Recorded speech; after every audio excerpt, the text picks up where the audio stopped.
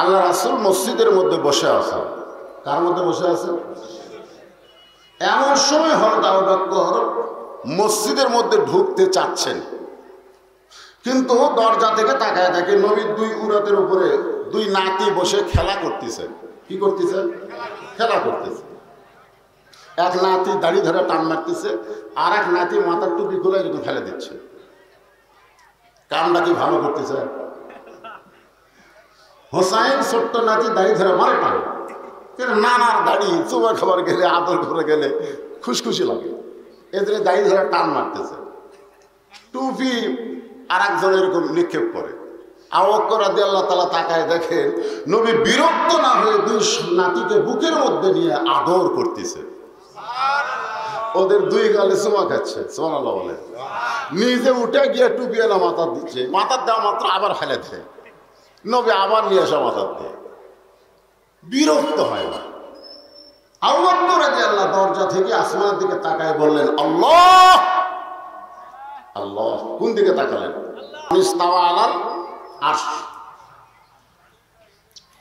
হযরত আবু বকর আসমানের দিকে তাকায় বললেন, আল্লাহ, আমার নবী শুধু বিশ্ব নবী নয়, আমার নবী হলেন পৃথিবীর 1 নম্বর নানা। কয় নম্বর? নানা হিসাবে আমাকে নবীর চাইতে ভালো নানা কেউ আছে? আমিও তো নানা। আমার এক নাতি আছে হোসাইন, আর একটার নাম হলো হাসান। হোসাইন ছোট অবস্থায় বুকের উপর নিয়েছে, আর 2 পা আমার দাড়ির মধ্যে ঢুকে দিয়েছে। এই শয়তান, যে কজি শয়তান। ওর মা এসে আমার কাছ থেকে নিয়ে বলতেছে, আপনি আলেম হওয়ার পারছেন কিন্তু নবীর ওয়ারিস হওয়ার পারেন না। হ্যাঁ, সামান্য দাড়ির মধ্যে ছোট বাচ্চা, কেবল 1.5 বছর বয়স, আপনি যে হারে হুমকি মারছেন, ই তো ব্যবসায়ী যাবে। তার মানে বোঝা গেল আমরা নানা হয়েছে কিন্তু নবীর মতন নানা হতে পারিনি। যেরকম কথা ঠিক না, আমরা বাবা হয়েছে কিন্তু নবীর মতন বাবা হতে পারিনি। পারছি? পারিনি। আমরা নেতা হয়েছি কিন্তু নবীর মতন নেতা হতে পারি নাই। আমরা প্রেসিডেন্ট হয়েছে কিন্তু নবীর মতন হতে পারি নাই। আল্লাহ নবী বদরের যুদ্ধে এই গায়ের জুব্বা খুললেন। খালি জুব্বা সবসময় তাইফের ময়দান, আরাফার ময়দানে কে কেউ যদি বলে যে আমি জুব্বা কাবাদ দেবো, চলবে? এছাড়া হজ করছেন, আরাফার ময়দানে গিয়ে বলতেছে, না ভাই, আমি জুব্বা টুপি মাথার দিয়ে আরাফা পালন করবার চাই। না, চলবি না। ওই জায়গায় গিয়ে তোমাকে হেরামের কাপড় পরা লাগবে। জোরেজন কথা ঠিক কিনা? জায়গা বুঝে পোশাক পরা লাগবে। নবী গায়ের জুব্বা খুলে সৈনিকের পোশাক পরলেন, মাথার টুপি খুলে হেলমেট মাথায় দিলেন। হেলমেট, কোমরের পেটি টাইট হচ্ছে না। আলীকে বললেন, আলী, আমার কোমরের বেল্ট একটু টাইট করে দাও। হযরত আলী খালি টাইনে টাইনে কোমর বাঁধে দিচ্ছে। ধরে কি বাঁধে দিচ্ছে? কোমর বাঁধতেছে। আপনারা শক্ত কাজ করতে গেলে গামছা কোথার থাকে? কথা কয় না। যখন শক্তিশালী কোনো কাজ করার যান, গামছা কি ঘাড়ত থাকে না কোমর থাকে? এই সামনে আসার কথা তো আমি আশা ভেঙে বুঝতেছি। এদের একটা চিন্তা কি জানেন, যে আজকে সাপাহার কিছু একটা হচ্ছে, ওই জায়গায় লোকগুলো যাবে, এখানে আসবে না। আশাই রয়েছি পাগলা। যারা নামাজি, যারা মাগরিবের নামাজ পড়েছে, জোহরের নামাজ, আসরের নামাজ পড়েছে, তারা কোনোদিন বিচিত্রা গানের অনুষ্ঠানে যাবে না। জোরে করে আজকে বাছাই করা লোক এখানে আসবে, বাছাই করা। আল্লাহ বলেছেন, লিয়াবলুয়াকুম আইয়ুকুম আহসানু আমালা, তোমাদের পরীক্ষা করা হবে সুন্দর আমলের জন্য। আজকের কোরআনের মাহফিলে যারা আসতেছেন তারা পরীক্ষায় গোল্ডেন A+ পাবেন। এই মাহফিলের ওসিলায় আল্লাহ জান্নাত দিতে পারে। তো ভাইজান, খালি সমানে মানুষ আসতেছে, দেখেন তো কোনো চাপার ব্যবস্থা আছে কিনা। এরা কত বিছনা দিবি কত? এরকে বিছনা দিয়ে কটা ভাড়া করতে শেষ। আপনি একটু চাপেন ভাই। হ্যাঁ, সামনের দিকে জিকির করেন আর চেপে আসেন ভাই। একটু সামনের দিকে জিকির করেন আর চেপে আসেন। লা ইলাহা ইল্লাল্লাহ, লা ইলাহা ইল্লাল্লাহ, লা ইলাহা ইল্লাল্লাহ, লা ইলাহা ইল্লাল্লাহু মুহাম্মাদুর রাসূলুল্লাহ। সাল্লাল্লাহু, যতবার মোহাম্মদ রাসূলুল্লাহ ততবার কি? হ্যাঁ, এটা কিন্তু মহব্বত। আমি 5-6 কয়েকদিন আগে ওয়াজ করতে আপনাদের বুঝাইছি, বুঝাইনি? মহব্বতের ওজন কম না বেশি? সারা জীবনের ইবাদত এক রাতের মহব্বত, সেই ওজনে আল্লাহ বেশি করে দিবে। নাম হলো আবু বকর। তো আমরা সেই নবীর নাম যখনই উচ্চারণ করব বলা লাগবে না, নাম উচ্চারণের সাথে সাথে আপনারা বলবেন সাল্লাল্লাহু আলাইহি ওয়াসাল্লাম।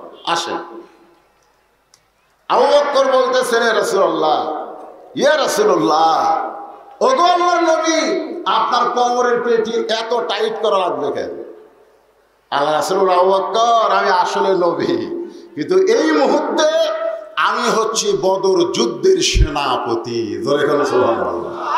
সবসময় নবীগিরি করলে চলবে না, এখন সেনাপতিগিরি করা লাগবে। সবসময় মসজিদের ইমাম হলে হবে না, সমাজেরও দায়িত্ব নেওয়া লাগবে। জোরে কোন কথা ঠিক কিনা? সমাজের দায়িত্ব দিয়েছেন জালেমদেরকে, আর মসজিদে ঢুকেছেন আলেমদেরকে। হ্যাঁ, এই সমাজ কোনোদিন ভালো হতে পারে না। আল্লাহ রাসূল খালি মসজিদের দায়িত্ব নিছে না সমাজেরও দায়িত্ব নিছে? হ্যাঁ, এই জন্য আমাদের নবীকে যে দিকে দেখবেন সেই দিকে কয় নম্বর স্বামী হিসাবে? আমাদের মতন এক বইয়ের মনে হলো দোকান করিনি, এক বউ, তাই মন খারাপ করে থাকে। আর নবীর এট এ টাইমে 9টা বউ ছিল, 9টা। কয়টা? এখন 9 জন বউ নবী ঘিরে ধরে বলতে, হুজুর আমাকে 9 জনের মধ্যে সবচাইতে বেশি ভালোবাসেন তাকে, সবচাইতে বেশি। আর রাসূল দেখতেছে সাউদা আছে বুড়ি, সাউদা কি? আয়েশা আছে ছুরি। জোরে কেন? আয়েশা কি মানে যেটা আমাকে বাংলা ভাষা। এখন কি করি? এখন 9 জন তো চেহারা চাপে ধরলো। আল্লাহ রাসূল বলেন, ঠিক আছে, এই মুহূর্তে কাকে বেশি ভালোবাসা আমি বলবো না, এটা আগামীকাল বলবো। যাও। গভীর রাত্রে আল্লাহর নবী এক টোপলা খেজুর নিয়ে আয়েশার ঘরের দরজায়। আয়েশা বলে, ইয়া রাসূলুল্লাহ, আমি জানি আপনি আমাকেই বেশি ভালোবাসেন, কিন্তু সবার সামনে বলতে পারেন নাই। রাসূল বলে, ভালোবাসা করবে না শুনি রে, তোরে 2টা খেজুর দিলাম, কাউরে দান কোষ না। সাউদার ঘরে গিয়ে 2 খেজুর দিয়ে বলতেছে কাউরে দান কোষ না। সালমার ঘরে গিয়ে 2 খেজুর দিয়ে বলতেছে কাউরে দান কোষ না। সমস্ত মিলিকে 2 খেজুর দিয়ে বলেছে কাউরে দান করে না। সকালবেলা সবাই ঘিরে ধরে বলতেছে, হুজুর এখন বলেন কাক বেশি ভালোবাসেন? আল্লাহ রাসূল বললেন, রাত্রেবেলা যাকে 2টা খেজুর দিছি তাকে সবচেয়ে বেশি ভালোবাসে। সব বউ খুশি না বেজার? 9 জনই খুশি। ওরে বাবা রে, আর আমরা একটা কি পারতেছি না। আমার নবীর চাইতে শ্রেষ্ঠ স্বামী এই পৃথিবীতে কেউ নাই, যার কারণে আল্লাহ কোরআনে বলেছেন, লাকাদ কানা লাকুম ফি রাসূলিল্লাহি উসওয়াতুন হাসানাহ। যাকে তাকে নেতা বানায়া তোমার জীবনকে তুমি সর্বনাশ করো না। যাকে তাকে নেতা বানায় স্যামসা হয়ে পিছনে ঘুরে তোমার জীবনটা নষ্ট করো না। যদি সফলতা পাওয়ার চাও, রাসূলকে তোমাদের আদর্শের নেতা হিসেবে গ্রহণ করে না। একথা আমার না আল্লাহ। এমন সময় হযরত ওমর মসজিদের মধ্যে প্রবেশ করবেন, কিন্তু হঠাৎ আবু বকরের দিকে তাকাই বলে, আবু বকর ভাই, আপনি দরজার দাঁড়িয়ে আছেন কেন জানতে চাই? ভিতরে না ঢুকে দরজার কেন? আবু বকর বলে, ওমর দেখো দেখো কি হচ্ছে দেখো। ওমর ফারুক দেখার পরে বলতেছি, এই 2টা সন্তান বড় বেয়াদব, এরা সবসময় নবীকে কষ্ট দেয়। এই দাড়ি ধরে টান মারে, মাথার টুপি খুলে ফেলে দেয়। ওমর কি? ফারুক। ধরে কোন ওমর কি? ফারুক। ফারুক বুঝেন ন্যায় আর অন্যায়কে কি চুমা খায়া না তরবারি দিয়া? তরবারি দিয়া। এটা ন্যায়, এটা অন্যায়, এটা হালাল, এটা সুদ, চলবে না। যার কারণে তার ডিগ্রি হলো ফারুক। রাসূল বলেছেন, আমার ওমর এই ফারুক ডিগ্রি অর্জন করার পরে রাস্তা দিয়ে যখন যায়, শয়তান সেই রাস্তায় আর ভয়ে হাঁটে না। ধরে কেন?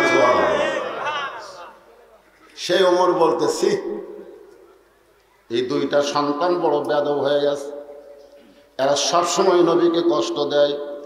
সঙ্গে সঙ্গে হযরত আবু বকর এভাবে শাহাদাত আঙ্গুলে তুলে বললেন, ওমর যেই কথা একবার বলেছো এই কথার দ্বিতীয়বার বলো না। ওমর যেই কথা একবার বলেছ এটার দ্বিতীয়বার বলো না। ওমর ফারুক 3 ধাপ পিছনে গেছে। যেখানে খাড়া হয়েছিল সেখান থেকে কয় ধাপ? 3 ধাপ পিছনে গেছে। কারণ কি জানেন? যে নরম মানুষ গরম হলো কে? কারণ আল্লাহ রাসূল বলেছেন আমার 4 জন সাহাবী 1 নম্বর।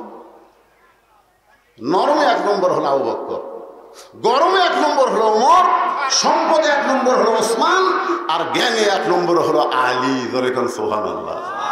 তাহলে 4 জন কয় নম্বর? নরমে 1 নম্বর আবু বকর আর গরমে 1 নম্বর ওমর। সেই নরম মানুষটাই হাত তুলছে, ওমর। ওমর ফারুক চমকে উঠছে, ওরে বাবা। কারণ নরম মানুষ যখন গরম হয়ে যায় তখন তাকে আটকানো খুবই কঠিন। জোরে কোন কথা ঠিক না? বাংলার মানুষেরা খুবই নরম। জিনিসপত্রের দামে এত বাড়তিছে তাও কিন্তু গরম হচ্ছে না। জোরে কোন কথা ঠিক না? যদি একবার গরম হয় এরকম আর থামান যাবে? এই জন্য গরম হওয়ার আগে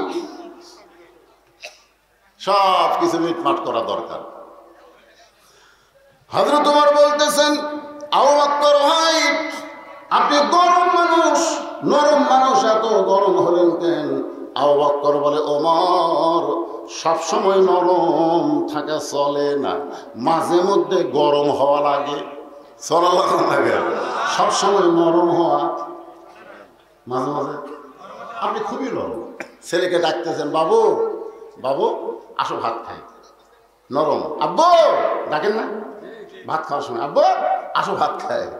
তার ফেরেশতাকে, আল্লাহ এই তো জোহর নামাজের মসজিদে পড়ে আসলে, বেটা তো নামাজ পড়লো না, আর খাবার সময় ছেলেকে আব্বু করে ডাকতেছে, এর খবর কি? আল্লাহ বলতেছে, বাপ বেটা দুটাই জাহান্নামী, দুটাই জাহান্নামী। ফেরেশতাকে, আল্লাহ বাপ তো নামাজ পড়লো, বেটা না হয় পড়লো না, তো দুটা খেন। আল্লাহ বলতেছে, ওর উপর আইন করা হয়েছে, ওর উপর আইন করা হয়েছে, কু আনফুসাকুম ওয়া আহলিকুম নারা। জাহান্নামের আগুন থেকে বাঁচতে গেলে বাবা একলা বাঁচতে হবে না, তোমার বেটা দিয়ে বাঁচা লাগবে। ধরে কোন কথা ঠিক না?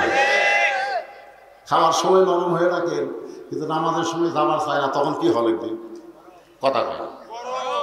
এই কি তোর বয়স কত? ছেলেকে বলবেন তোর বয়স কত? তোর বয়স কত রে? মসজিদে আযান দেয় তুই যাস না কেন? আমার কামাই করে খাবি আর ঘরের মধ্যে ঘুম পাড়বি। আমি সেই বাবা না, তুই নামাজ না পড়া পর্যন্ত বাড়ির তোর জায়গা হবে না। রাসূল বলেছেন 7 বছর থেকে তালিম দাও, কেমনে নামাজের নিয়ত বানবি, কেমনে হাত বানবি, কেমনে রুকু করবি, কেমনে সেজদা করবি, এই তালিম দাও 7 বছর থেকে। আর 10 বছর থেকে যাবার না চালে ঘাড় ধরে, কি ধরে? ঘাড় ধরে নিয়ে এই হাঁটুর মধ্যে কাল্লা দিলে কে হুজুর?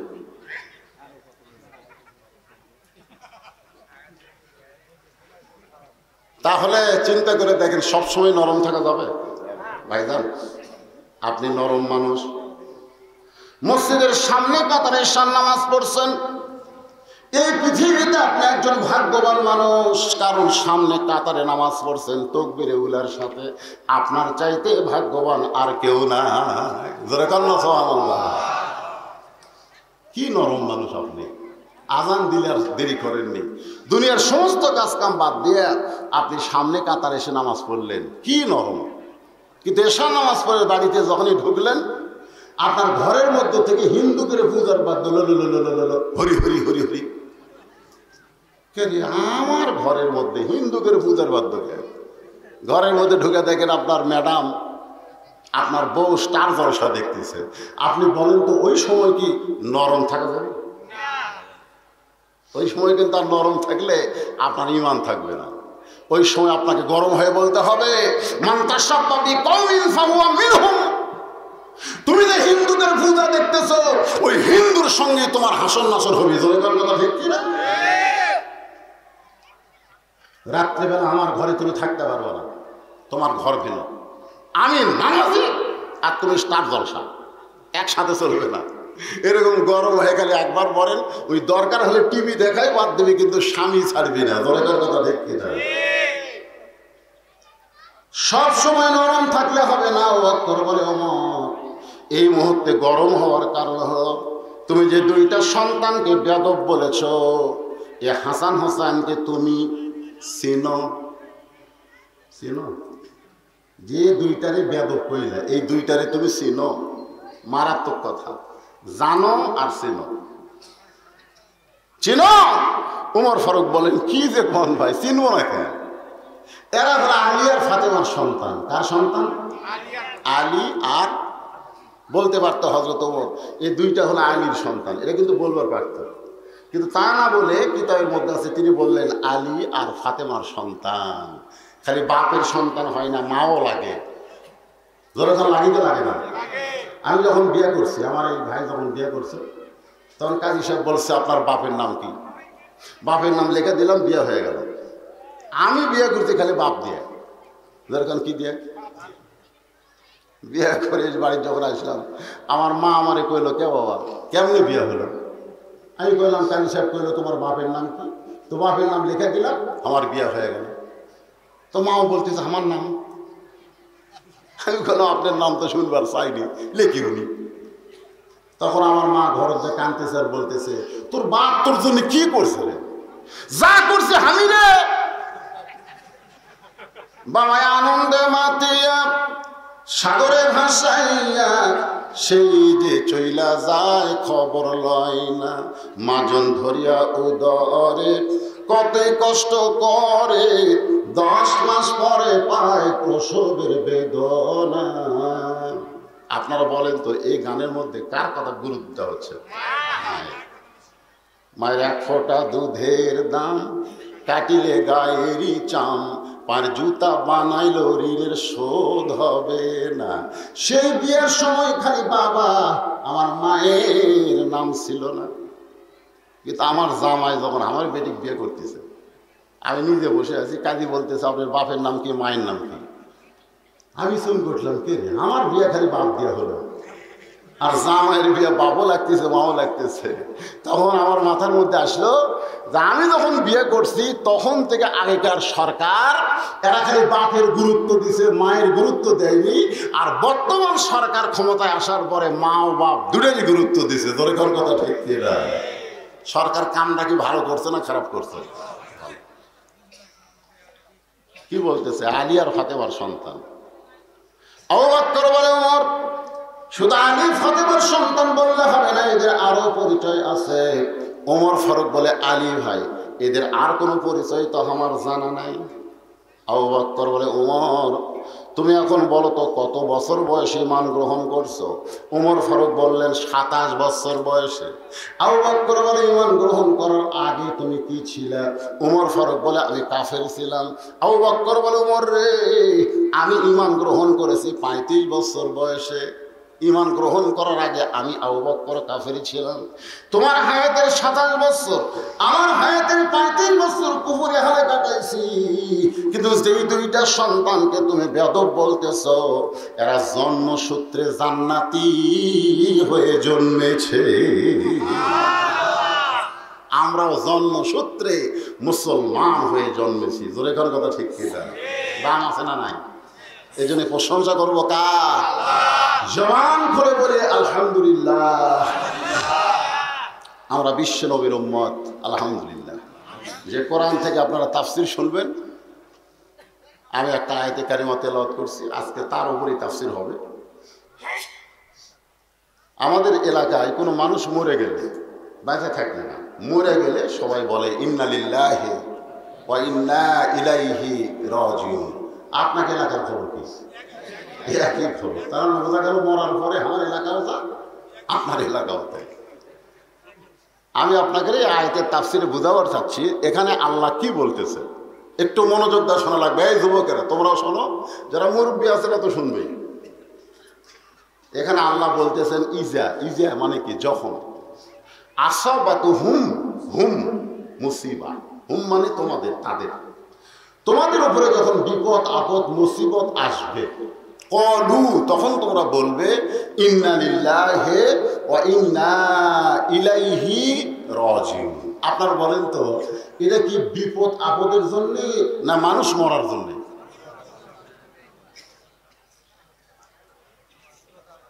না না, এখানে আয়াতে যেটা ডাইরেক্ট বলা হয়েছে মানুষ মরার পরে বলা লাগবে, ভাই বলতেছে মানুষ মরার পরে, সেটা তো আয়াতের মধ্যে নেই, যেটা আছে সেটা হিমে যাচ্ছে। আর মানুষ মরার পরে কেন বলি সেটাও বলবো, মানুষ বললে আমরা ইন্না লিল্লাহ কেন পড়ি সেটাও তো বলা লাগবে না।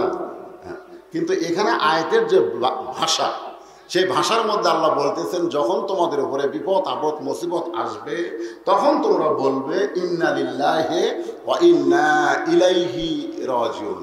এখন আপনারা বলেন তো, বাংলাদেশের মানুষ বর্তমানে রহমতে আছে না বিপদে আছে?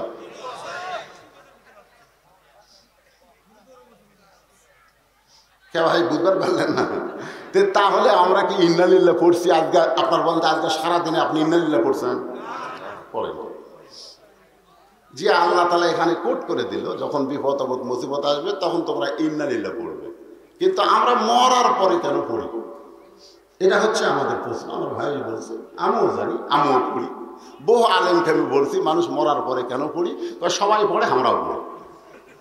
মানে কি জন্য পড়ি তার সঠিক ব্যাখ্যা এখনো কেউ দিবার পারেনি।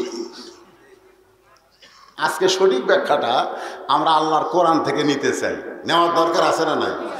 কারণ মরা তো লাগবেই ভাই, যত মাস্তানি করেন আর সাই করেন মরা কিন্তু লাগবে না? কিন্তু যেদিন ডাক পড়িবে, কবর মাঝে যাইতে জোগাড় কিছু করছো বন্ধু তার মাঝে বিছাইতে। যেখানে থাকতে পারবে না সে বাড়ির জন্য তুমি খাট পালং সব বানাবা, তুমি তোষক, তারপরে চাদর মাদর বালুস খেতা সব তুমি করলে, অথচ তুমি থাকতে পারবে না। অথচ যেই কবরে তোমার থাকা লাগবে কতদিন? অনন্তকাল না। আল্লাহ রাসূল বলেছেন সর্বশেষে যেই ব্যক্তি মৃত্যুবরণ করবে তাকে কবরের ঘরে 50,000 বৎসর থাকা লাগবে। আপনাকে মনে হয় বিশ্বাস হচ্ছে না নাকি? মরেনি তো, না মরলে তার বিশ্বাস হয় না। এক বক্তা ওয়াজ করতে বলতেছে মানুষ কোনোদিন ফেরেশতা দেখতে পাবে না, আমি বক্তার হাত ধরে বললাম ভাই মরার সময় একটা ফেরেশতা দেখা যাবি রে? বক্তা করে বলতে ওই ফেরেশতা কেউ দেখবার চায় না, কিন্তু তারপরেও দেখা লাগবি। জোরে করে কথা ঠিক না? সে ফেরেশতার নাম কি? দেখা হবে আমাদের। কিন্তু আজরাইল দেখার আগে আল্লাহ কোরআনে বললেন ইয়া আইয়ুহাল্লাযীনা আমানুত্তাকুল্লাহা হাক্কা তুকাতিহি ওয়া লা তামুতুন্না ইল্লা ওয়া আনতুম মুসলিমুন।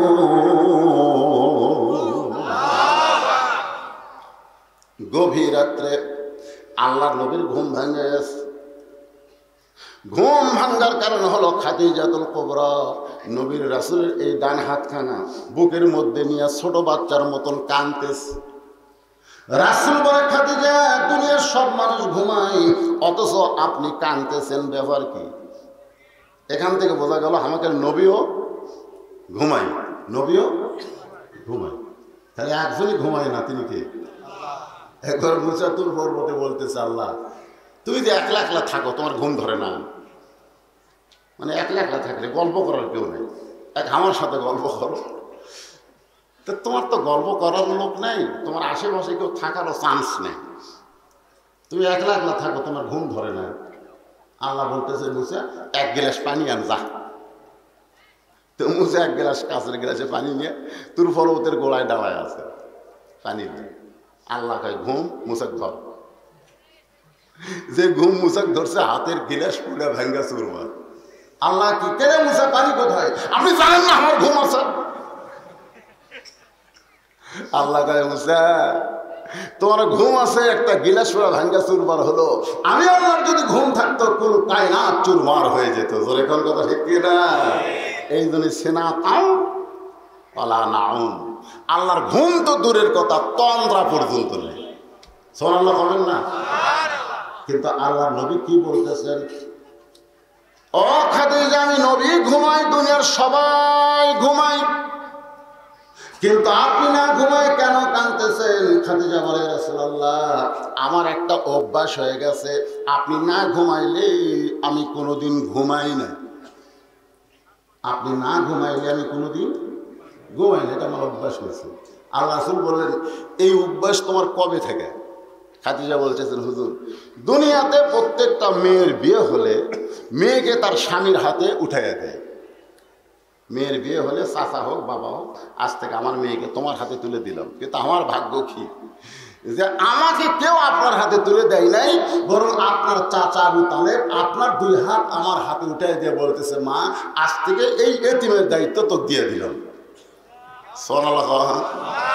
কারণ শিশুকালে মরে গেছে মা, গর্ভে থাকতে মরছে পিতা, নবী চোখে দেখলেন না। কে করবে লালন পালন, কে দিবে সান্ত্বনা? এই দুনিয়ার বড় এতিম নবী ছিলেন একজনা। খাদিজা বলে, রাসূলুল্লাহ, সেদিন থেকে আপনি না ঘুমাইলে আমি কোনোদিন ঘুমাই না। আপনি ঘুমানোর পরে আমি ঘুমানোর নিয়ত করি। আপনারা বলেন তো, ঘুমের একটা নিয়ত আছে না নাই? চেতন হওয়ার জন্যই না একবারে? আপনাকে চেতন হওয়ার জন্য ঘুমান না, মনে করে এই যে ঘুমাছি ভাই আর উঠবো না, তাহলে ঘুমের একটা দোয়া আছে না নাই? আছে না নাই? এই দোয়ার মধ্যে মরার কথা আছে, জেতার কথা আছে। দেখেন দোয়াটা খেয়াল খান তো, দোয়া পড়েন আরবিতে, আর বাংলা তো আর বোঝেন না। এটা খুব সুবিধা আমাদের বাংলাদেশে। এক ইফতার পার্টিতে আমাকে নিয়ে গেছে, ইফতার পার্টি, ইফতার মাহফিল না, ইফতার পার্টি। যাই দেখে একজনের রোজা নেই, 14-15 আইটেম নিয়ে বসে আছে।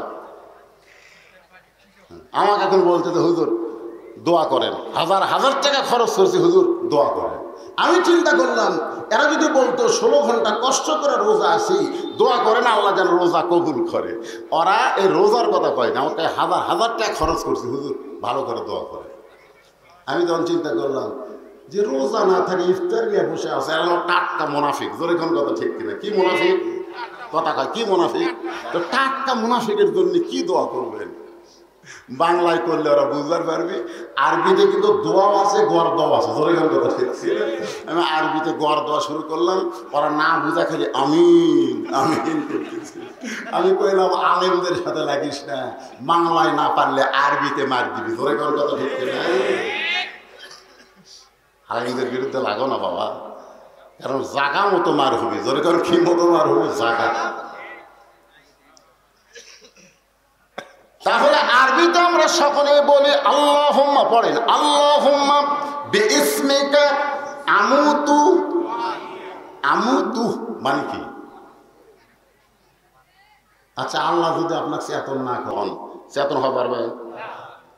তো ঘুমের সময় হেডফোন কানত দিয়ে গান শুনতে শুনতে ঘুমাও করে যুবকেরা। ঘুমের সময় দরজা জানলা বন্ধ করে মোবাইল অশ্লীল ছবি দেখতে দেখতে তোমরা ঘুমায় যাও।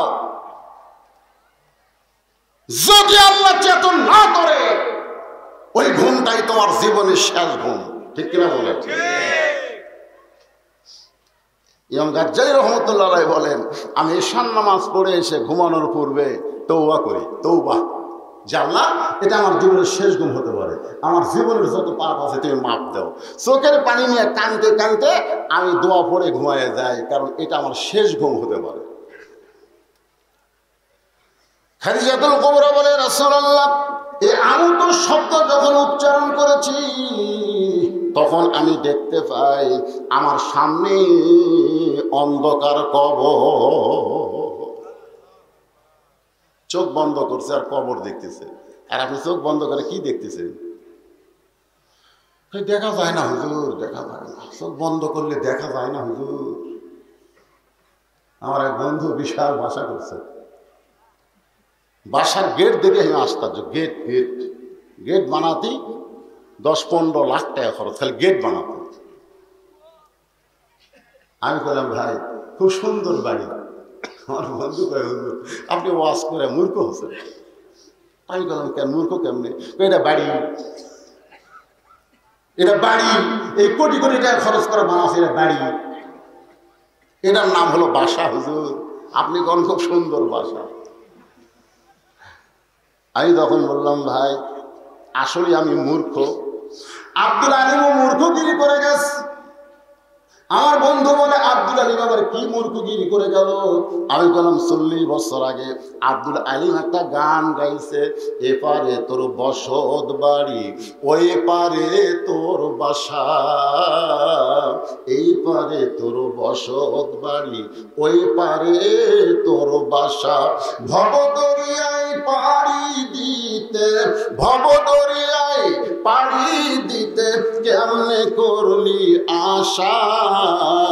যুবকেরা আমার সঙ্গে বলো, এপারে তোর বসত বাড়ি ওই পারে তোর বাসা, লাভ করিতে আইসারে ভবে, ভবে বলে কি দুনিয়ায়, লাভ করিতে আইসারে ভবে হইলারে বেদিশা, রতন কাঞ্চন বদল দিয়া নিজের যৌবন শেষ করিয়া, রতন কাঞ্চন বদল দিয়া কিল্লা তামাশিসা, এপারে তোর বসত বাড়ি ওই পারে তোর বাসা।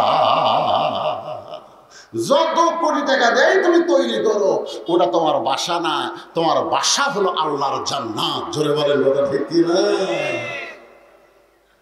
এটা বসত বাড়ি। যতই তৈরি করে লাভ নেই, ছাড়িয়া যাওয়াই লাগবে। যাই যত সুন্দর বাড়ি বানাচ্ছে তার মরা তত কঠিন হবে। জোরে বলেন কথা ঠিক কি না? কি বাড়ি রে, আগামীকাল ঘুরে ঘুরে দেখাবি, দেখ এই দেখ কি মাল বানাচ্ছো, কুটিয়ে যাবো। দেখ অন্ধকার কবর সাপ ফেনা তুলে যাওয়া লাগবে। এই কথা কোনো মুসলমান ভুলে থাকতে পারে না। খাদিজাতুল কুবরা বলে, রাসূলুল্লাহ সর্বশেষে যেই ব্যক্তি কবরে যাবে ওই অন্ধকার কবরে 50,000 বছর থাকা লাগবে। ওই কবরের চিন্তায় আমার ঘুম আসতেছে না, আমার চোখটা দর দর করে পানি পড়তেছে। আল্লাহ রাসূল সঙ্গে সঙ্গে খাদিজার কপালে একটা চুমা দিয়ে বললেন সুবহানাল্লাহ। এই জায়গাতে আমার দিকে তাকায়, এই জায়গায় খালি একটা চুমা মারবেন। রাসূল বলেছেন কোন স্বামী তার বিবির কপালে 2 ভুরুর মাঝখানে একটা চুমা দিলে একটা ওমরা হজের সওয়াব। সুবহানাল্লাহ করে হবে, চুমা মারা লাগবে রে। কি দিচ্ছেন কোনদিন? 1.5 লাখ টাকা 2 লাখ টাকা লাগবে ওমরা হজ করতে। ওমরা হজ আপনার বাড়িতে আছে, কেন জায়গা মতো চুমা মারা, তাই হবে ইনশাআল্লাহ। এখন আমার মায়েরা চিন্তা করতেছে, হুজুর যে জায়গা চুমা খাবার করলো এরা বিড়ি খাওয়া খায়, এখন চুমা খাবার গেলে তোমাদের বমি হওয়া ছাড়া উপায় নাই। কারণ চুমা খাবার গেলে মুখের বিড়ির গন্ধ তোরকে লাপত লাগবে। আমার মায়ের এখানে শুনতেছে রে, বললো তো ভালোই পারে, কিন্তু বড় পাতার গরম জলে শরীর তলে যারা বিড়ি সিগারেট খান তাদেরকে আমি বলবো, বউকে চুমা খাওয়ার আগে বড়ই পাতা চাবাবেন। জোরে কোন কি পাতা? বড়ির পাতা চাবায়া ফেলে দিলে আপনার মুখের আর দুর্গন্ধ থাকবে না। মানুষ মরে গেলে দেখবেন পানি গরম করার সময় কিসের পাতা দেয়? বড়ই পাতা কেন দেয়? ওই মানুষটার দেহের মধ্যে যে দুর্গন্ধ আছে, বড়ই পাতার গরম পানিতে গোসল করাইলে ওই মানুষটার আর কোনো দুর্গন্ধ থাকবে না। তাই বলে আমি সিগারেট খাওয়া হালাল করে দিলাম না। অনেকে মনে করতে ভালোই তো রে, তার বড়ি পাতা খেয়ে, বড়ি পাতা খেয়ে খায়। মানুষ খায় না, ছাগল খায়। আপনি যা খান, একটা চকলেট খাই ফেলে দেন, কুত্তে এসে খাবি, খাবি না? একটা কলা খায় ফেলে দেন, রুটি খায় ফেলে দেন, কুত্তে খাবি। কিন্তু একটা বিড়ি খায় ফেলে দেন, খাবি, ওর উপর পেশাব করবি, ঠ্যাং তুলে মেরে দেবে। আমি একজনকে বলছিলাম, ভাই কেবল এটা বিড়ি সিগারেট মুখ দিয়ে মেসর ঠোকা মারতেছে। আমি দৌড়ে গিয়ে বললাম, বিসমিল্লাহ কোন ভাই, বিসমিল্লাহ, বিসমিল্লাহ করে একটা ঠোকা দেন। আমাকে, হুজুর আপনি আলেম না জানে? আপনি জানেন না বিড়ি খাওয়ার সময় বিসমিল্লাহ খাওয়া যায় না? আমি কইলাম যেটা খাওয়ার সময় বিসমিল্লাহ চলে না সেটা খাস কে? যেটা খাওয়ার সময় বিসমিল্লাহ বলা যাবে না সেটা খাওয়া জায়েজ না, যেটা খাওয়ার শেষে আলহামদুলিল্লাহ বলা যাবে না সেটা খাওয়া হারাম। ধরে কোনো কথা ঠিক? হিন্দুরা মরে গেলে মুখে আগুন দেয়, আর এরা বেতা থাকতে আগুন টানে। দুই কান্দের ফেরেশতাকে আল্লাহ যতক্ষণ বিয়ে খাবি আর কান্দ ঠান্ডা থাকবো না আল্লাহ। হ্যাঁ, কান্দের ফেরেশতা বেজার হয়ে যায়। মনে কষ্ট নিয়েন না, একটা হক কথা আপনাদের শোনায় দিলাম। আল্লাহর বান্দারা, আমার মা বোনেরা যারা পর্দায় আছেন একটু মনোযোগ দিয়ে শোনেন। খাদিজা বলতেছে, ইয়া রাসূলুল্লাহ, ওই অন্ধকার কবরে 50,000 বছর আমি কেমনে থাকবো?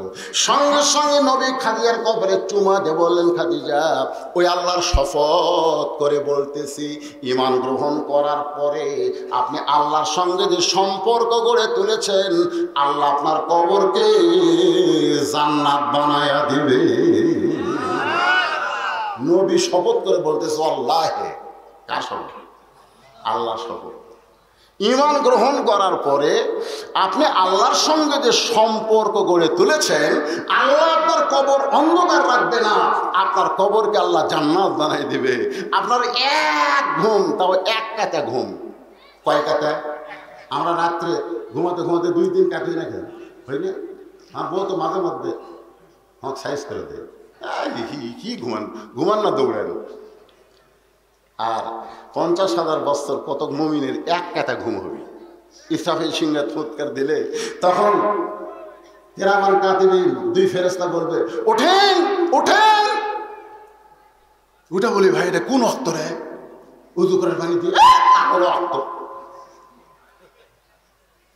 50,000 বছর আপনি ঘুমের মধ্যে ছিলেন, সে আপনি হলেন জান্নাতের যান। সোনালো কান্না করেন, সোনালো কান্না। সারা জীবনে কবর থাকবে চাচ্ছেন, আপনি এখন জান্নাতে যান। হায় হায় হায় রে, যারা প্রকৃত ইমানদার আল্লাহর সঙ্গে সম্পর্ক করে যারা কবরে যাবে, আল্লাহ তাদের কবরকে জান্নাত বানিয়ে দেবে। তাহলে আল্লাহর সঙ্গে সম্পর্ক করার দরকার আছে না নাই? আল্লাহ নবী বললেন, ঈমান গ্রহণ করার পর আপনি আল্লাহর সঙ্গে যে সম্পর্ক গড়ে তুলেছেন, ঈমানের আগে কোনো সম্পর্ক হবে না, আগে ঈমান গ্রহণ করা লাগবে। ঈমান গ্রহণ মানে কি বোঝেন?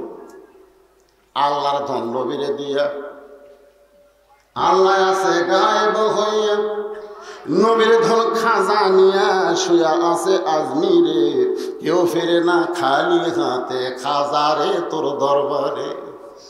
সুবহানাল্লাহ, সুবহানাল্লাহ। সবাই বলতেছেন না কেন? জোরে বলেন নাউজুবিল্লাহ। আমার দয়াল বাবার দরবারেতে কেউ ফিরে না খালি হাতে। যখন আশেপাশে যাই, আমি দেখছি আমাদের এলাকার গাড়ির মধ্যে মাইক দেয় ওপরে, ছাদের উপরে মাইক দেয়, ভিতরে খালি ওর কাছে আমাদের ফেরেশতারা বিরক্ত হয়ে যায়, আল্লাহ কি লেখে বোঝা যায় না, কি লিখবে, কি মনে করতেছেন? ঈমান গ্রহণ করার পরে আপনি আল্লাহর সঙ্গে সম্পর্ক গড়ে তুলেছেন, আল্লাহ আপনার কবরকে জান্নাত বানায় দিবে। সঙ্গে সঙ্গে মা খাদিজা নবীর হাতটা বুকের মধ্যে চাইবা ধরলেন, বলে, ইয়া রাসূলুল্লাহ, আপনার কথা আমার বিশ্বাস হয়, সুবহানাল্লাহ, কিন্তু আমি যদি আপনার কাছে কিছু চাই, আপনি কি আমাদের দিবেন না? সঙ্গে সঙ্গে রাসূল 3 বার বললেন, নাউজুবিল্লাহ। এই মনোযোগ দিয়ে শোনেন, 3 বার বললেন কি? নাউজুবিল্লাহ, নাউজুবিল্লাহ, নাউজুবিল্লাহ। খাদিজা বলতে, হুজুর আপনি নাউজুবিল্লাহ বলেন কেন? কারণ নাউজুবিল্লাহ, সুবহানাল্লাহ, আলহামদুলিল্লাহ, ইন্নালিল্লাহ সবই কার থেকে?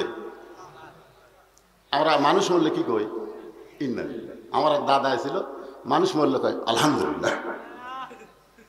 আমি খুব ছোট, তাই দাদাকে একদিন বললাম, কে দাদা আলহামদুলিল্লাহ কেন, ইন্নালিল্লাহ? কয় তুই তো হুজুর হইছিলি, বুঝবো না। আর 2 মাস হলে একটা লোক মরেনি, আমাকে খাওয়াও নেই, মরিছে, এখন দাওয়াত পাওয়া যাবে। আমাদের এলাকার কথা বলতেছি, মরলে 5টা দাওয়াত, জোরে করে পাই দাওয়াত। প্রথম হলো কলমা পড়া, তারপরে 7 দিন পর বাড়ি সাফ করা, তারপরে হলো 40-এর অনেকগুলো খাওয়া, মানুষ বললে খাওয়া হয়। এই জন্য কতগুলো হুজুর আছে আলহামদুলিল্লাহ, এখনো কিছু হুজুর আছে মানুষ বললে তার বাড়িতে গিয়া আল্লাহর কোরআন শরীফ খতম দেয়, দেয় কি দেয় না? খতম দেওয়ার পরে বলে রব্বানা যালামনা, আল্লাহ যে কোরআন খতম দিলাম এই কোরআনের সব যে মরে গেছে তার আমল নামায় দাও। ফেরেশতাকে আল্লাহ একই সওয়াব কয়বার? তোমার নবী বলেছেন যখন কেউ কোরআন পড়বে প্রতি অক্ষরে 10টা করে নেকি পাবে। আলিফ বলার সঙ্গে সঙ্গে 10 নেকি লেখা হয়ে গেছে, লাম বলার সঙ্গে 10 নেকি, মিম বলার সঙ্গে 10 নেকি। এই যতক্ষণ কোরআন পড়েছে ততক্ষণ এরই আমল নামায় নেকি লেখা শেষ। ই যাওয়ার চালান করতেছে, এখন কি করবো? আল্লাহ ডাকতে বলে ফেরেশতা মরা মানুষের জন্য কোরআন নয়, কোরআন হলো জীবিত মানুষের হেদায়েতের খোরাক। সারা জীবন কোরআনের বিরুদ্ধে চারণ করছে আর মরার পরে কোরআন খতম দিয়া জান্নাতে তুই আসবে। কি মনে করতেছেন? এই আমি এক লোককে একেবারে গোরস্থানে বাদী হয়েছিলাম, সারা জীবন শয়তানের দল করছে, মরার সময় বলতেছে বিসমিল্লাহি আলা মিল্লাতি রাসূলিল্লাহ, বিসমিল্লাহি আলা মিল্লাতি রাসূলিল্লাহ। আপনারা বোঝেন এই আরবি বাংলা বোঝেন? যে আল্লাহর নামে রাসূলের দলে তোমার তুলে দিলাম। ফেরেশতাকে আল্লাহ যেটা থাকতে শয়তানের দল মরে গেলে রাসূলের দল, এই শালাকে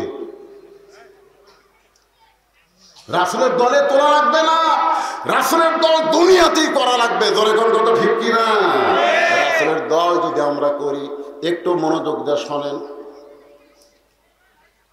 খাদিজা বললেন ইয়া রাসূলুল্লাহ, তিনবার নাউযুবিল্লাহ বলার কারণ কি? আল্লাহ রাসূল বলেন খাদিজা আল্লাহ ছাড়া অন্য কারো কাছে চাওয়া জায়েজ। সবাই একটু জোরে বলুন ভাই, আল্লাহ ছাড়া কারো কাছে চাওয়া জায়েজ আছে? নবীর কাছে আমি মদিনা 11 সালে প্রথম হজ করতে গিয়ে একটু হাত তুলছিলাম, রাসূলের রওজার পাশে এরকম হাত তুলছি, যে হাত তুলছি মদিনার পুলিশ এসে আমার হাতের উপর ঠাসি দিয়ে বলতেছে মাম্মু কুল্লু হারাম। আমি মনে মনে কইলাম রে পুলিশ তুই আমার চিনিস? মনে মনে আমি একটা বাংলাদেশের সেই বক্তা আর তুই আমার মাম্মু কুল্লু হারাম, মানে হাত তোলা হারাম। তার মানে আমাকে বুঝাই দিল রাসূলের কাছে হাত পাতান যাবে না, পাতাইতে হবে কার কাছে? আল্লাহর কাছে। আর আমরা মাজারে বাজারে সব জায়গায় যাই, নিয়ামতপুরের মধ্যে দেখলাম তেনাফির, জোরে কোন কি পি? তেনাফির, এক গাছত অসংখ্য তেনা বান্ধা তুলে। আমি বললাম কে ভাই তেনা বান্ধলে কি হয়? যে নিয়ত করে বান্ধে সেটা পুরা হয়। আপনাকে এলাকার তেনাফির আছে নাকি?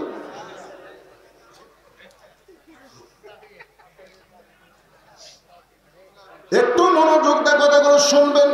ইমানটা মজবুত রাখার দরকার আছে না নাই?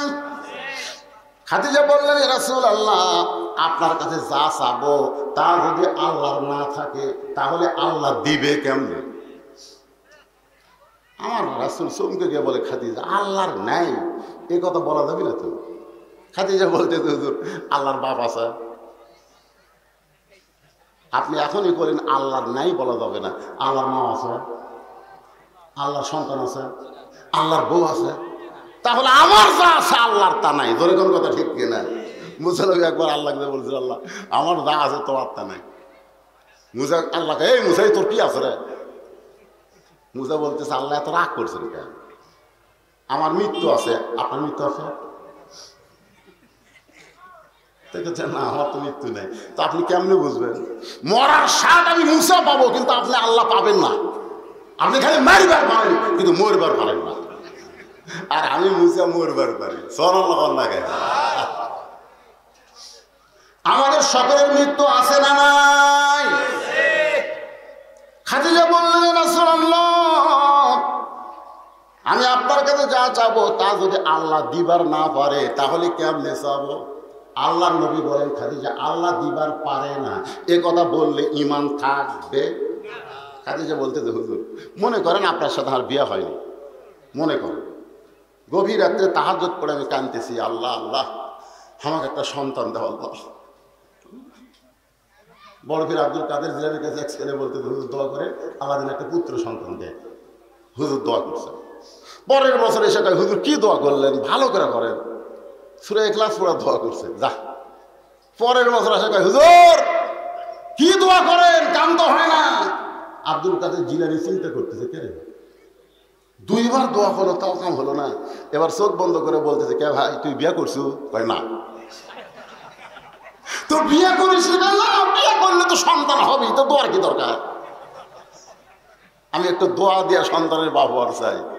আপনারা বলেন তো, যার বউ নাই, যার স্বামী নাই, তাই সন্তান চাই পাবি? খাদিজা বলতেছে, রাসূলুল্লাহ গভীর রাত্রে যদি আল্লাহর কাছে বলি, আল্লাহ আমাকে একটা সন্তান দাও, আপনি বলেন তো আল্লাহ কি আমাকে সন্তান দিবে? রাসূল বললেন, দিবার পারলেও দিবে না। আল্লাহ একজনকে দিয়া বিপদত পড়ছে। আল্লাহ কাক দিছিল? মরিয়মকে দিছিল, স্বামী ছাড়া। জাকারিয়া নবীকে ধরছে। জাকারিয়া নবী সেই দৌড়াইতে দৌড়ে ঠেলার চোটে সামনে একটা গাছ পাচ্ছে। দরকার কি পাচ্ছে? গাছ। গাছ এই গাছ আমার মারার জন্য মরি সন্দেহ করছে। মরির বেটা হচ্ছে ইসে, মনে করছে আমি আমার দ্বারা হচ্ছে, আমার খালু হয়ে রে, জনগণ তো বুঝতেছে না, আমার যে ধারণ মারছে গাছ একটু ফাঁক করে। গাছ ফাঁক হয়ে গেছে, জাকারিয়া নবী ঢুকছে। একটা গাছ আগের মতন হয়ে গেছে। আগের মতন কি হয়েছে? গাছ হয়ে গেছে। তো এখন ওরা এসে ঘুরতেছে, কি জাকারিয়া দেখলাম, গেল কুটি। ইতিমধ্যে শয়তান হুজুরের শুরুতে এসে বলতেছে গাছের মধ্যে। কেন মানুষ কোনদিন গাছের মধ্যে যাওয়ার পারে না? শয়তান বলতেছে, পাগলামি কি মানুষ কেড়ে আল্লাহ নবী রে। শয়তান কিন্তু আল্লাহ নবী স্বীকার করলো, ওই শুধু মানুষ না, আল্লাহ নবী। এ গাছ ওপর দিক থেকে সির, উপর দিক থেকে করাত মারা শুরু হয়ে গেল। মাথা পর্যন্ত যখন করাত আসতেছে, আল্লাহ ডাক দেয়া বলে, জাকারিয়া ডাক দেয়া বলে, আল্লাহ ওরা তো গাছ উপর দিক থেকে ছিটতেছে, আমার মাথা পর্যন্ত করাত আসলো, এখন কি করব? আল্লাহ বলে, জাকারিয়া ওরা যখন তোকে আক্রমণ করলো, আমি আল্লাহ কি তখন ছিলাম না? তুই আমার কাছে সাহায্য না চাই, গাছের কাছে চাইছিস, তক্তা হয়ে যাবি, আহু শব্দ করতে পারবি না। জাকারিয়া কান্দে করাতের নিচে, এরকম একটা গজল আছে না? ইব্রাহিম কান্দে আগুনের ভিতর, ইসমাইল কান্দে ছুরির নিচে, বনবাসে পয়রা কান্দে বিবি হাজেরা রে। আল্লাহ কানতে জানি না, এ কথা শুনেন না আপনারা? আল্লাহ ডাকতে জানি না, ডাকার মতন ডাকলে আল্লাহ, ডাকার মতন ডাকলে আল্লাহ কেমনে শোনো না? যেমন ডাকতেছে ফিলিস্তিনের মুসলমানেরা, জোরে কোন ঠিক কিনা? ছোট ছোট বাচ্চারা, বয়স্ক নারীরা, যুবতীরা সবাই কাঁদতেছে আল্লাহর কাছে, মাবুদ তুমি আবাবিল পাখির সরষার দানার অ্যাটম বোম দিয়ে আব্রাহার হস্তি বাহিনীকে ধ্বংস করে দিলে, এখন ইহুদিরা তোমার ঘরকে নাফা করতেছে, তুমি কোথায় আছো আল্লাহ, তুমি কি করবে? আর হয় না, আজকে শোনা গেল 13,700 জন মারছে, 13,700 জন ফিলিস্তিনিকে ওরা হত্যা করছে। রক্ত রক্ত রক্ত। আল্লাহ তুমি কি করতেছ?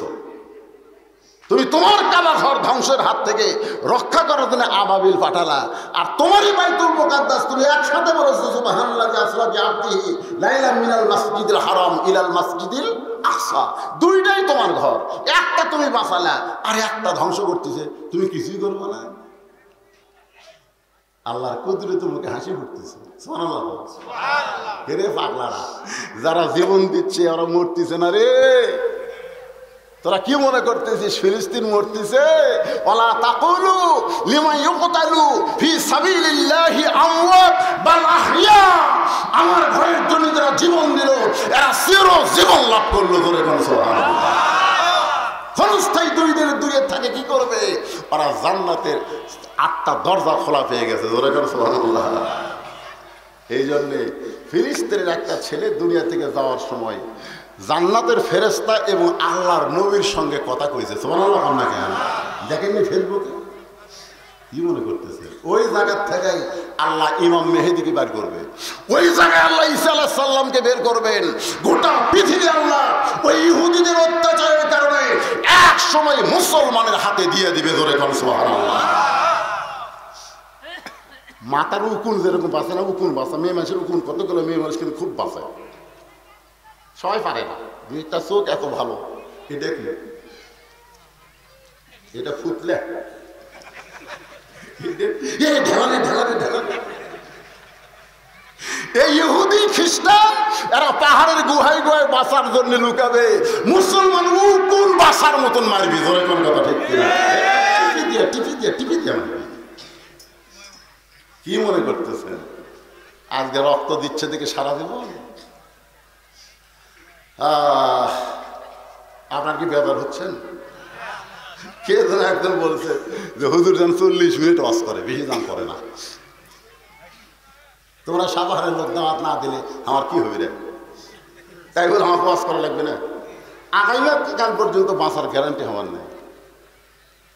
আর বউ বলে যে সাবধান হয়ে আসবেন, পুলিশ কিন্তু আপনাকে খুঁজতেছে। বগুড়া পর্যন্ত অনেকগুলো ধরছে, আমাকে ধরার তালত আছে। আমি বললাম পুলিশের চিন্তা করো না, আজরাইলের চিন্তা করো। জোরে কোন কথা ঠিক ঠিক?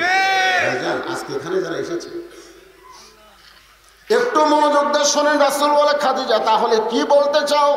খাদিজা বলতেছে রাসূলুল্লাহ আপনার কাছে আমি 3টা জিনিস চাই যেটা আল্লাহ দিবার পারবে না। কয়টা? 1 নম্বর চাও হলো গাড়ি হীরার মধ্যে আপনি যেই জুব্বা পরে 3 বছর সাধনা করে আল্লাহর কোরআন পাইছেন, কোরআনের 5টা আয়াত নাজিল হওয়ার পরে আপনি ওই জুব্বার কোনোদিন পড়েন নাই।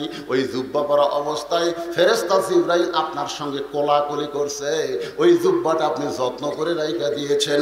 আমি খাদিজা যখন মরে যাব ওই জুব্বাটা আমার কাফনের কাপড় হিসাবে দিয়া দিবে। এ মায়েরা, এ মনোযোগ দিয়ে শোনেন কি চাচ্ছে আর আপনারা কি চান? ভ্যানালা আব্দুল মজিদের শোনেন, ভ্যান চড়ায়, চা খায় না, পান খায় না, টাকা জমায়। 1000 টাকার এক শাড়ি কিনে দিছে বউ। কয় টাকা? 1000 টাকার শাড়ি কিনে দিছে। আব্দুল মজিদের বউ কি খুশি, স্বামীর সামনে পরে এসে বলতেছে দেখো তো কেমন লাগে। আমার হুরফুরি রে, আমার হুরফুরি রে, আজকে পরিস না রে পাগলি, ঈদের জন্য তো কিনে দিছে, ঈদের দিন পরিস। খুবই খুশি, যাকে পায় তাকে কয় আমাকে 1000 টাকার শাড়ি কিনে দিছে আমার স্বামী। ভ্যান চলে, ধরে কোন কি চলে, ঈদের দিনে শাড়ি পরে ঘুরতেছে। এক দেওয়ার কাছে ভাবি শাড়ি খুব একটা ভালো না। কে বছর স্বামী না দেওয়ারা? দেওয়ার কথা শাড়ি খুব একটা ভালো না, ওই খুলে তোছে। স্বামী কয় কে গো সুন্দর শাড়ি, ভালো না। 10 দোকান দেখে তোর জন্য শাড়ি কিনলো, কে ভালো কয়নি রে? তোমার ছোট ভাই। আগামী বছর আর তোমার কিনা লাগবে না, আমি কিনবো।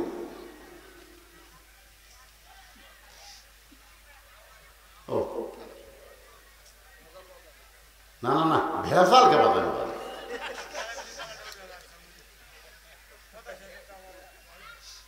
স্বামী তালাক দিয়ে স্ত্রীকে পুনরায় গ্রহণ করা যাবে কেন? স্ত্রী স্বামীকে তালাক দিতে পারবে কিনা? স্ত্রী মরে গেলেও স্বামী তালাক দিবে পারবি না। 3 কারণে পারবি। কয় কারণে? 3 কারণে পারবি। সেটাকে তালাক করে, তালাকে খোলা, খুলে দেওয়া পারবে। সেটা 3 কারণে। কয় কারণে? স্বামী যদি হিজড়া হয়, বিয়ার আগে বোঝেনি মরদ মরদ মনে হচ্ছে, কিন্তু বিয়ার পরে দেখতেছে কাম হয় না। 2 নম্বর স্বামী যদি নাস্তিক হয়, জোরে গান কি হয়? নাস্তিক হয়। 3 নম্বর স্বামী যদি অপারক, কামাই কাজ সব দিক দিয়ে অপারক, তখন বউ কোর্টের মাধ্যমে স্বামীকে তালাক দিতে পারবে। গাঁজাখোর, নিশাখোর, মদখোর, এরকম নিশাখোর যদি হয়। আমার কথা এরকম লাইট কে বাড়তেছে রে?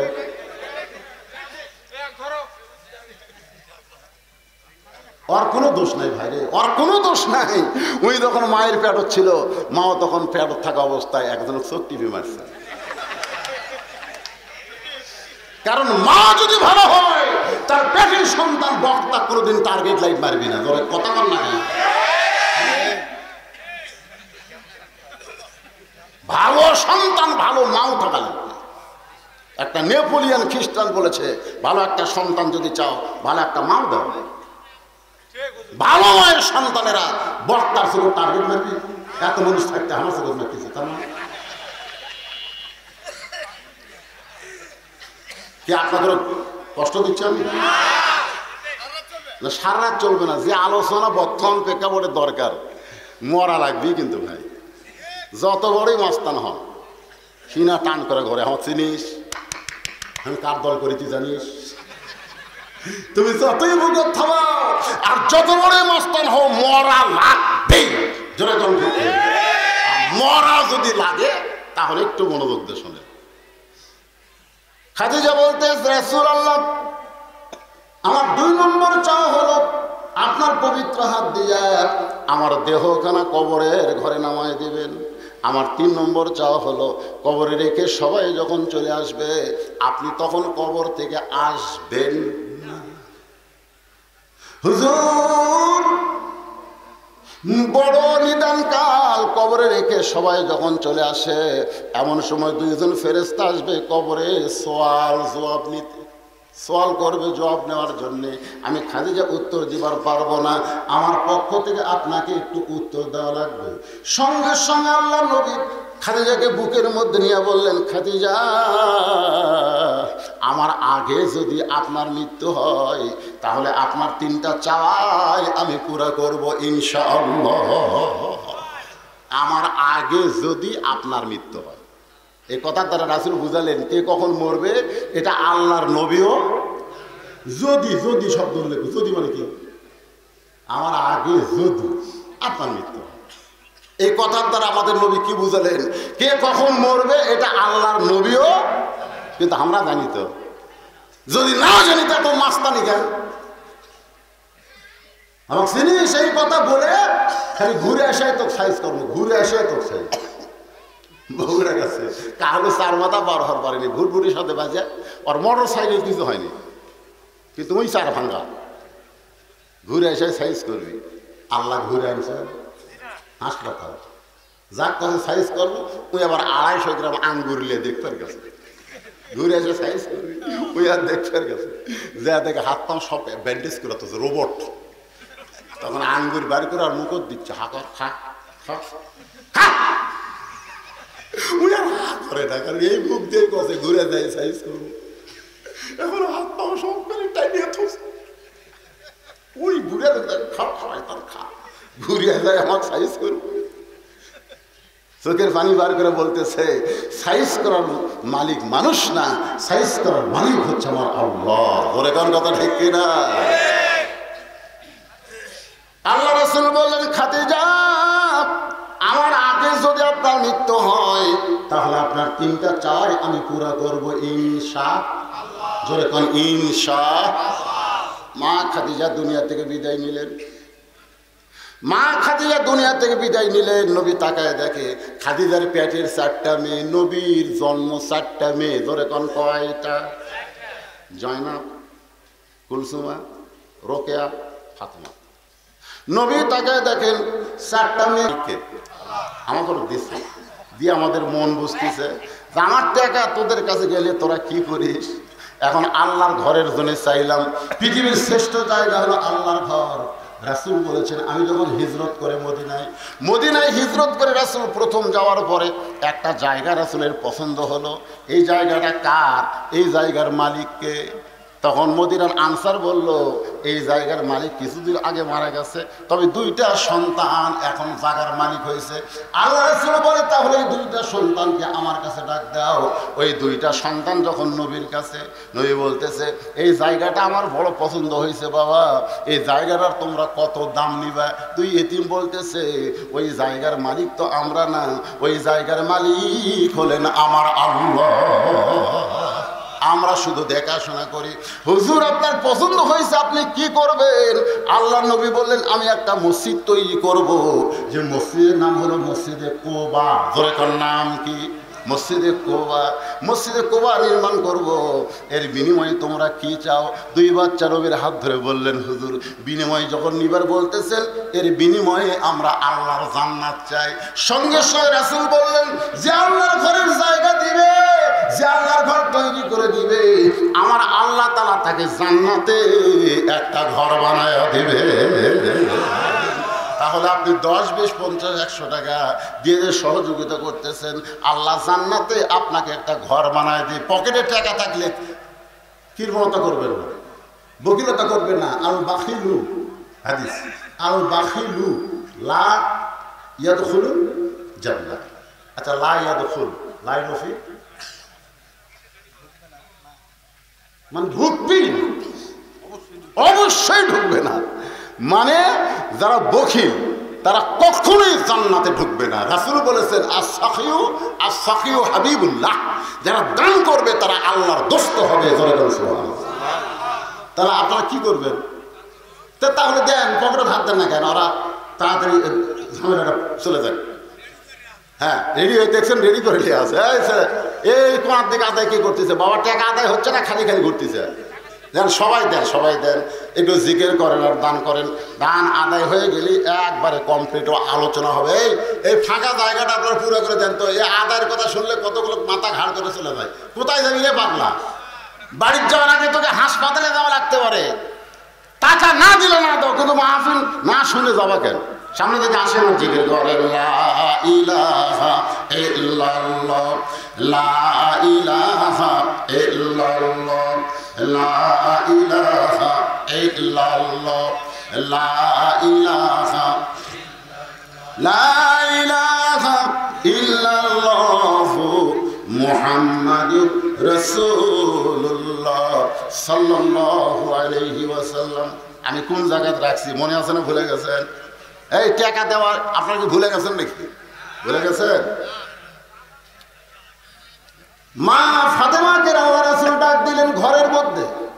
নবীর মেয়ে ফাতেমা ঘরের মধ্যে ঢুকে বলতেছেন, বাবা আমরা 4 বোন এক জায়গায়, আপনি 4 জনকে না ডাক দিয়া আমার একা একা কেন ডাক দিলেন? আপনারা বলেন তো, 4 জনের মধ্যে যখন একজনকে ডাক দেওয়া হয় তাহলে কোনো গুরুত্ব আছে না নাই? 4 জনের মধ্যে কয়জন? তাও ইশারা করে। রাসূল বলেন, ফাতেমা তোমাকে ঘরের মধ্যে ডাক দেওয়ার কারণ হলো তোমার মা এই দুনিয়া থেকে বিদায় নেওয়ার আগে আমাকে ওসিয়ত করে গেছে, তুমি তাকে গোসল করান লাগবে। তোমার মা আমাকে ওসিয়ত করেছে, তুমি তাকে কাফনের কাপড় পরান লাগবে। ফাতেমা বলতেছে, বাবা আমার আর 3টা বোনকে কি আমি সঙ্গে রাখতে পারবো না? রাসূল বললেন, তোমার মা শুধু তোমার ব্যাপারে ওসিয়ত করেছে, অন্য কাউকে সঙ্গে নেওয়া যাবে না। ফাতেমা বললেন, বাবা আমার মা কি জন্যে আমার ওসিয়ত করলো? ওই 3টা বোন তো মনে মনে রাগ করতে পারে, কষ্ট পাইতে পারে যে আমাদেরকে বাদ দিয়ে খালি ফাতেমাই মাকে গোসল করালো। একই মায়ের পেট থেকে হয়েছে আমরা 4 বোন, কিন্তু আমি শুধু একলাই গোসল করাবো কেন? রাসূল বলে, ফাতেমা রে এটা তোমার মা ভালো জানে, আমি ভালো জানি না। কারণ কোন সন্তান কেমন এটা বাবা বলতে পারবে না, এটা বলতে পারবে কে? আরো জোরে কর না কেন? কোন সন্তান কেমন এটা কেউ বলতে পারবে, খালি মা মানে।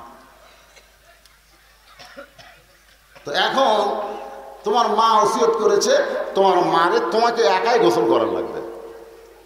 মা ফাতেমা তার মা খাদিজাতুল কুবরাকে গোসল করায় দিলেন। গোসল করানোর পরে ঘরের মধ্যে সে বলে, বাবা এখন কাফনের কাপড় দেন, আমার মাকে কাফনের কাপড় পরাবার চাই।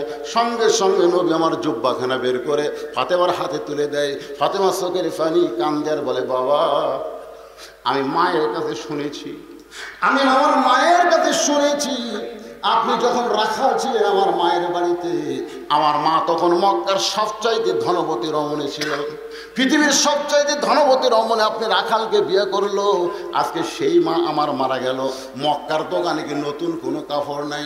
নতুন কাপড় না দিয়া এই পুরাতন জুব্বা দিচ্ছেন। বাবা আপনার কি মন চায় না আমার মায়ের শরীরে কাপড়ের কাপড়টা নতুন হোক? কারণ আমি মায়ের কাছে শুনেছি। কার কাছে শুনছেন? মা গল্প করে না মেয়ের সাথে, ফাতেমা তুই জানিস আমার বিয়ের খবর? এই ফাতেমা আমার বিয়ের খবর জানিস? ফাতেমা চোখ করে বলে, মা তোমার যখন বিয়ে হয়েছিল তখন আমি কোথায় ছিলাম? খাদিজা বলতেছে, রে তোর জন্মই হয়নি। তো জন্ম হয়নি জানবো কেমনে? আল্লাহ যেমন বলেছে, আলাম তারা কাইফা ফাআলা রাব্বুকা বিআসহাবিল ফিল। হে রাসূল আপনি কি হস্তি বাহিনীকে দেখেননি? রাসূল বলে, আল্লাহ হস্তি বাহিনী, আপনার হস্তি বাহিনী যখন হয়েছে তখন আমি কোথায়? আপনি জন্মের 5 বছর আগে। তো জন্মের 5 বছর আগে যদি হয় তা আমি দেখবো কেমনে? আপনি বলেন তো এই কথার মধ্যে গুরুত্ব আছে না নাই? আলাম তারা কাইফা ফাআলা রাব্বুকা বিআসহাবিল ফিল। সঙ্গে সঙ্গে ফাতেমার আগ্রহ জন্মে গেল, মা আমার বাবার সঙ্গে আপনার বিবাহের ঘটনা একটু বলেন। খাদিজা বলতে যে কি বলবো মা, আমি দুপুরবেলায় দেখি রাখালগুলা ঘরের মধ্যে আরাম করতেছে, আমার হাজার হাজার উদ্দম্বা মাঠে ময়দানে আর রাখালগুলা ঘরের মধ্যে আরাম করা দেখে আমার রাগ হয়ে গেল। রাখালের সর্দারকে ডাক দিয়ে বললাম, ও রাখালের সর্দার, আমার হাজার হাজার উদ্দম্বা মাঠে ময়দানে আর তোমরা দুপুরবেলা ঘরে আরাম করো, তোমাদের কি ভয় নাই? রাখালের সর্দার বলে, মালকিন, ভাগ্য করে এমন একটা রাখাল আমরা পাইছি যে রাখাল চাকরিতে জয়েন করার পরে আপনার উদ্দম্বাগুলো সব ভদ্র হয়ে গেছে। যদি বলে খাও, লোকের ইশারায় খায়, যদি বলে খাও না আর খায় না, যদি বলো চলো যায়, খালি এইরকম উটের লাইনে উঠ, দুম্বা লাইনে দুম্বা, রাস্তা নেই। খাদিজা বলে, গাঁজা করে গল্প শুনেছ? একটা মানুষ রাখালের বাধ্য কোনোদিন জন্তু জানোয়ার হবার পারে? মানুষ রাখালের বাধ্য কোনোদিন জন্তু জানোয়ার হতে পারে না। রাখালের সর্দার বলে, মালকিন, আমার মুখের কথা যদি আপনার বিশ্বাস না হয় তাহলে আপনি তদন্ত করে দেখতে পারেন। জোরে কোন সুবহানাল্লাহ। খাদিজা বলে, ফাতেমা, ওই রাখালের সর্দারের কথা মতো আমি তদন্ত করতে গেলাম তোমার বাবাকে, তখন তোমার বাবার বয়স হলো মাত্র 25 বছর। জোরে কোন কয় বছর? আর আমার বয়স তখন ছিল 40 বছর। 40 বছর একজন বিধবা নারী 25 বছর রাখালকে দেখার জন্য ময়দানে সূর্যের তাপে পাথর পোড়া গন্ধ, বালু পোড়া গন্ধ আসতেছে, কিন্তু তোমার বাবার দিকে তাকায় দেখি কে যেন একটা ছাতা ধরে আছে। তোমার বাবার শরীরে সূর্যের কোনো তাপ নাই। আমি একটু কাছে গিয়ে দেখি একখণ্ড ম্যাঘ মাথার উপর ছাতা হয়ে আছে। তোমার বাবা যেই দিকে যায় ম্যাঘটাও সেই দিকে যায়। আমি আশ্চর্য হয়ে গেলাম। তোমার বাবা যখন বসে ম্যাঘটা তখন নিচের দিকে চলে আসে।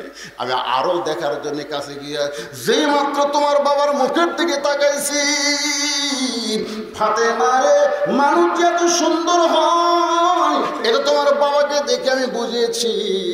আমি পাগলি হয়ে গেলাম। 40 বছর বয়সে আমার মনের মধ্যে আবার বিবাহের আগ্রহ জাগলো। আমি দরজা বন্ধ করে দিলাম। দাসী বলতেছে, মালকিন, রাখালের তদন্ত করলেন, রিপোর্ট কি? বলে, রিপোর্ট হলো চাকরি ক্যান্সেল করে দিলাম।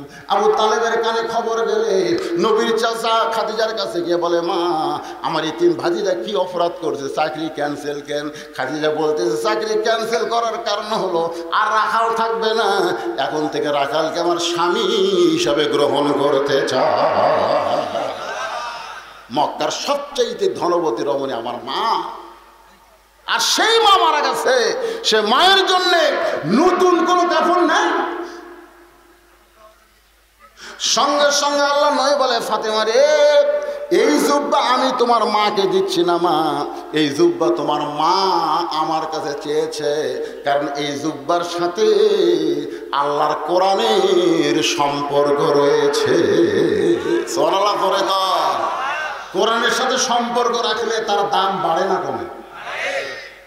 একই গাছের কাঠ দিয়ে 3টে জিনিস বানাচ্ছে। একই গাছের কাঠ, একটা সোফা, একটা খাট, একটা রেহাল। একই গাছের কাঠ দিয়ে কটা জিনিস? একটা কি খাট, একটা সোফা আর একটা রেহাল। রেহাল বানাবার চাইনি, মিস্ত্রিকেও কয়নি যে আমি রেহালও বানাবো, কিন্তু একটা কাঠ বাঁচছে। মিস্ত্রি বলতে যে, ভাই সেগুন কাঠ, দামি কাঠ, কি করবে? তো কি হবে এটা দিয়ে? তেমন কিছু না হলে একটা রেহাল হবে, রেহাল। এখন আপনাদের কাছে আমার প্রশ্ন, এই রেহাল, সোফা আর খাট, এই 3টার মধ্যে দাম বেশি কার? বুঝে শোনা খার? জোরে কম দাম বেশি কার? এখন আপনার যদি আমি বলি, ভাই রেহালটা নিয়ে খাটটা দেন তো, তখন আপনারা দিবেন? দিবেন না। তাহলে মিশামিশি করে লাভ আছে? অন্তর থেকে বলেন, খাটের দাম বেশি, সোফার দাম বেশি, আর রেহালের সম্মান বেশি। দেখতে কোরআনের সঙ্গে যারা সম্পর্ক রাখছে, কোনো জায়গায় তাদের দাম না থাকলেও মসজিদের মধ্যে ঢুকে দেখেন, ঢুকে দেখেন। একই অংশে আমার কইছে, হুজুর আজকে এমপি আমার পিছনে নামাজ পড়লো, এমপি আমার পিছনে নামাজ পড়লো। আপনারা বলেন তো, মসজিদের মধ্যে গরিবের বেটার দাম বেশি না ধনী নেতার দাম বেশি? কথা কয় না? জুমার দিনে এমপি সাহেব বসে আছে, ডিসি সাহেব, এসি সাহেব সব বসে আছে, আর গরিবের বেটা মেম্বরত বসে ওয়াজ করতেছে। মানে আর মুয়াজ্জিনের দাম কখন হয় জানেন? যখন আকামত দিবে, আকামত দেওয়ার আগে চারিদিকে তাকায়, মোবাইল বন্ধ করো। যে কয় মোবাইল বন্ধ করো, ধনীও টিপতেছে, এসিও টিপতেছে, সবাই টিপে টিপে অফ করতেছে। তখন মুয়াজ্জিন কয় বেতন কম হোক রে।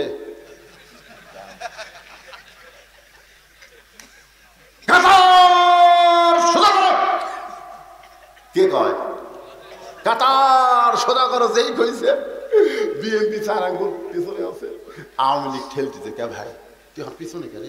পায়ের সাথে গোড়ালি মিলে, আমি বিএনপি, তুই আওয়ামী। মসজিদের মধ্যে বিএনপি আওয়ামী লীগ আছে। মুয়াজ্জিন কয় আল্লাহ রে বেতন কম হোক রে। কাতার সোজা করার শেষে ধনী গরিব কালো ফর্সা সবাই এক কাতারে পায়ের গোড়ালির সঙ্গে গোড়ালি মিল করতেছে। ধরে কোন কথা ঠিক ছিল? এইগুলা খেয়াল করেই তো এরা চাকরি করতেছে। তাছাড়া যে বাজারের জিনিসের দাম ভাই,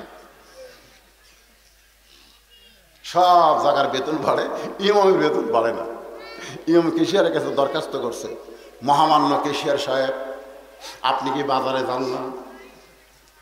বাজারের সব কিছুর দাম ঊর্ধ্বমুখী, আমার বেতন বাড়ে না, মেহেরবানি করে একটু দয়াপূর্বক আমার বেতন বাড়ায় দেন। কেশিয়ার সাহেব নিচে লিখেছে, মন চাইলে পড়া, না পারলে অন্য মসজিদ ধর। মন চাইলে পড়া, তুই ছাড়া বহু হুজুর লাইনত আছে। আমি আলেমদের পায়ে হাতে বলবো, কোন মসজিদ থেকে কোনো ইমামকে যদি বাদ দেওয়া হয়, ওই মসজিদ আপনি সহজে যাবেন না। আগে জানবেন বাদ দেওয়ার কারণ কি। ধরে কথা ঠিক কথা কান না কেন? খালি একতে দেই তুমি হেরবান ইমাম কে রে বাবা? এই ছেলেরা কি আছে রে ওখানে? কি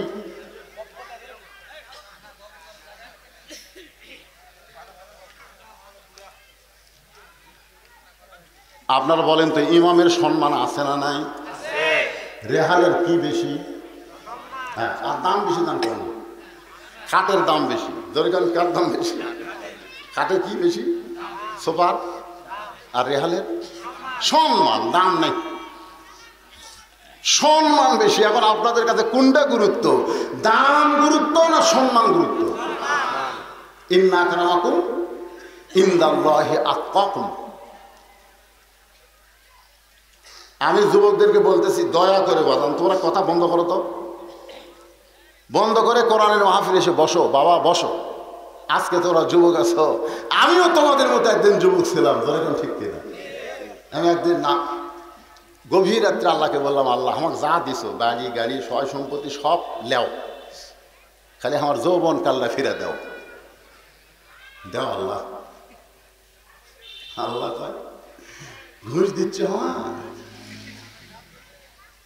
আজকে বুঝতে পারতেছে না বাজান, যেদিন বয়স হবে সেই দিন বুঝবে যৌবনকে তোমরা অর্থক নষ্ট করলে। ধরে তোর কথা ঠিক কিনা?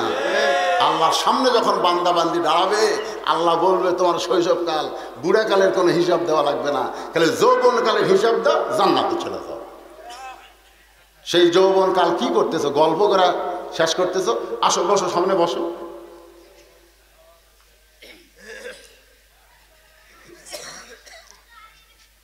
একটু মোহব্বত না জিকির করেন, লা ইলাহা ইল্লাল্লাহ, লা ইলাহা ইল্লাল্লাহ, লা ইলাহা, লা ইলাহা ইল্লাল্লাহ মুহাম্মাদুর রাসূলুল্লাহ সাল্লাল্লাহু আলাইহি ওয়াসাল্লাম। ভুলে গেছেন? কয়বার পড়ছেন? যতবার পড়ছেন ফেরেশতা করে ব্যস্ত করে ফেলে দিলেন। আপনি যেই পড়ছেন সাল্লাল্লাহু আলাইহি ওয়াসাল্লাম, সঙ্গে সঙ্গে মদিনাত গেছেন। হুজুর ধর্মপুরের মাহফিলে আপনার পাগল উম্মতেরা কোনোদিন আপনাকে দেখে নাই। আপনার নামটা শোনার সঙ্গে সঙ্গে আপনার উপরে দরুদ পড়ে, সেই দরুদটা আপনারে জমা দিয়া যায়। তাই দরুদ পড়তে কোনো আপত্তি মাশাআল্লাহ। যখন এবার নবীর নাম আসবে আর কিন্তু বলা যাবে না, পরে সাল্লাল্লাহু বলা যাবে না, আপন ইচ্ছায় আপনারা পড়বেন। একটু মনোযোগ দেন। মা ফাতেমা বলতেছে, বাবা তাহলে জুব্বাখানা দেন। রাসূল বলতেছে এটা দুনিয়ার সাধারণ কোনো জুব্বা নয়, এই জুব্বার সঙ্গে আল্লাহর কিসের সম্পর্ক? আমার সামনে যারা আপনার বসে আছেন, এই কোরআনের সঙ্গে সম্পর্ক করার দরকার আছে না নাই? দাম যদি বা সম্মান যদি বাড়াবার চান, আল্লাহর কোরআনের সঙ্গে সম্পর্ক করা লাগবে ভাইজান। এই কোরআন শুধু শুনলে হবে না, কোরআন অনুযায়ী আমাদেরকে চলা লাগবে। এই কোরআনকে আল্লাহ বলেছেন হুদাল্লিল মুত্তাকিন, যারা মুত্তাকি হবে তাদের জন্য কোরআন হলো ব্যবস্থাপত্র। এখন বড় ডাক্তার দেখাচ্ছেন, 1000 টাকা আপনার ফিস নিছে, আপনাকে সব চেক আপ করে আপনাকে একটা প্রেসক্রিপশন দিছে। কি দিছে? প্রেসক্রিপশন দিছে। আপনি বলেন বিশাল ডাক্তার রে, MBBS FRCS, আমার বডি চেক আপ করে আমাকে একটা প্রেসক্রিপশন দিছে। দাম আছে না নাই? ওই বাড়িতে এসে চুমা খায়, চুমা খায় আর থুইয়া দেয়, ওই পড়ে না। আবার পড়লে ওর মধ্যে কি নিয়ম আছে, কোন ওষুধ কেনা লাগবে ওটা ওই করে না, গাড়ি পড়ে চুমা খায় থুইয়া দেয়। আর রোগ বাড়বে না কমবে? তো কোরআন এটা হলো একটা প্রেসক্রিপশন, কিভাবে চলা লাগবে, কিভাবে বলা লাগবে, কিভাবে সমাজ সংসার রাষ্ট্র পরিচালনা করা লাগবে, সব আল্লাহর কোরআনে আছে না নাই? দরকার আছে না নাই? তাহলে এখানে শুনলে হবে না তো। কোরআনের সঙ্গে সম্পর্ক করতে গেলে কি করণীয়, আজকে আর সেইটা আমি আপনাদের সামনে বললাম না। তবে যেটা বলতেছে একটু মনোযোগ দেন। মা ফাতেমা জুব্বাখানা নিয়ে মাকে পড়াতে গেছে, খাদিজাতুল কুবরাকে জুব্বা পরাতে যাচ্ছে। ফাতেমা হলো সামনে সামনে, আল্লাহর নবী হলেন পিছনে। সামনে কে? জুব্বা হাতে নিয়ে ফাতেমা যায়, আর নবী আমার পিছনে পিছনে হাঁটতেছে। অথচ আল্লাহ কোরআনে বলেছে আমার নবী যখন রাস্তা চলবে নবীর সামনে কেউ যাইতে পারবেন না। নবী যখন কথা বলবে তখন নবীর মুখের উপর কথা বলা যাবে না। কিন্তু নবী ফাতেমার সামনে দিয়ে নিজে পিছনে পিছনে হাঁটতেছে, কারণ নবীর মেয়ে শুধু ফাতেমা না, আল্লাহ নবী বলেছেন দুনিয়ার সবাই জানে ফাতেমা আমার মেয়ে, কিন্তু নিজের চোখে দেখেছি ফাতেমা হইল আমার মা। ধরে খান সুবহানাল্লাহ। তাহলে মায়ের সম্মান কম না বেশি? দরজা খুলে ফাতেমা ঘরের মধ্যে ঢুকলো, নবী আস্তে করে দরজাটা বন্ধ করে দিল। নবী দরজা বন্ধ করে দাঁড়িয়ে আছে। এমন সময় ফাতেমা জুব্বাখানা পরায়া দরজা খুলে মুস্কি মুস্কি হাসতেছে। রাসূল চমকে উঠছে যে ফাতেমা কানতে কানতে জুব্বা নিয়ে মায়ের ঘরে ঢুকলো কাফন পরাতে। সেই ফাতেমা মুস্কি মুস্কি হাসতেছে। নবী চম করে বলতেছে ফাতেমা কানতে কানতে ঢুকলা আর হাসতে হাসতে কেন দরজা খুললা? ফাতেমা বলতেছে বাবা কানতে কানতে কেন ঢুকলাম এটাও আপনি জানেন, হাসতে হাসতে কেমনে দরজা খুললাম এটাও আপনি জানেন। রাসূল বলে ফাতেমা আল্লাহর শপথ করে বলতেছি কানতে কানতে তুমি ঢুকলা এটা আমি জানি, কারণ একজন মেয়ে তার মাকে কাফনের কাপড় পরাবে অবশ্যই কানতে কানতে ঢুকবে, কিন্তু হাসতে হাসতে দরজা খুললে এটা আমি রাসূল জানি না। এখান থেকে সবাই বিশ্বাস করতে হবে আল্লাহর নবী গায়েব জানে। কথা কয় না রে, কথা কয় না রে, ঈমান কিন্তু ধ্বংস হয়ে যাবে। আল্লাহর নবী গায়েব জানে, জোরে বলেন জানে। রাসূল বলেছেন আমি যা জানি তোমরা তা জানো না, আমিও জানি না যদি আল্লাহ আমাকে না জানায়। মা ইয়ান্তিকু আনিল হাওয়া ইন হুয়া ইল্লা ওয়াহুয়ুন ইউহা। ফাতেমা বলতেছে বাবা আমি মনে করছিলাম আমি কানতে কানতে ঢুকলাম এটাও আপনি জানেন, হাসতে হাসতে দরজা খুললাম এটাও আপনি জানেন। রাসূল বলে মা আমি জানি না রে, তুই কি কারণে হাসতে হাসতে দরজা খুললি আমি জানি না। ফাতেমা বলতেছেন বাবা তাহলে এখন আপনি শ্রোতা হওয়া লাগবে আর আমি হচ্ছি বক্তা। সুবহানাল্লাহ। কে কে হবে শ্রোতা? নবী হচ্ছে শ্রোতা আর মেয়ে হচ্ছে বক্তা, কারণ নবী জানে না তো কি কারণে হাসতে হাসতে দরজা খুললো নবী জানে না। জানবার গেলে এখন শোনা লাগবে না? যাই শোনে তাই কি শ্রোতা, আর যাই বলে তাই কি বক্তা। অথচ আল্লাহ রাসূল বলেছেন ইন্নী ইন্নী নিশ্চয় আমি বয়স্তু প্রেরিত হয়েছি মুআল্লিমান শিক্ষক হিসাবে। ধরে কর সুবহানাল্লাহ।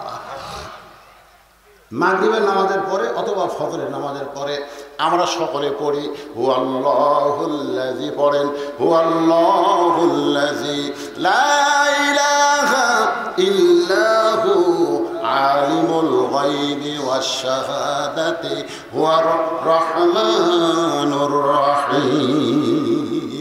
এই আয়াতের মধ্যে আমরা কি বললাম? গায়েবের মালিককে একমাত্র কে? নবী যদি গায়েব জানতো তাহলে ইফকের ঘটনা ঘটতো।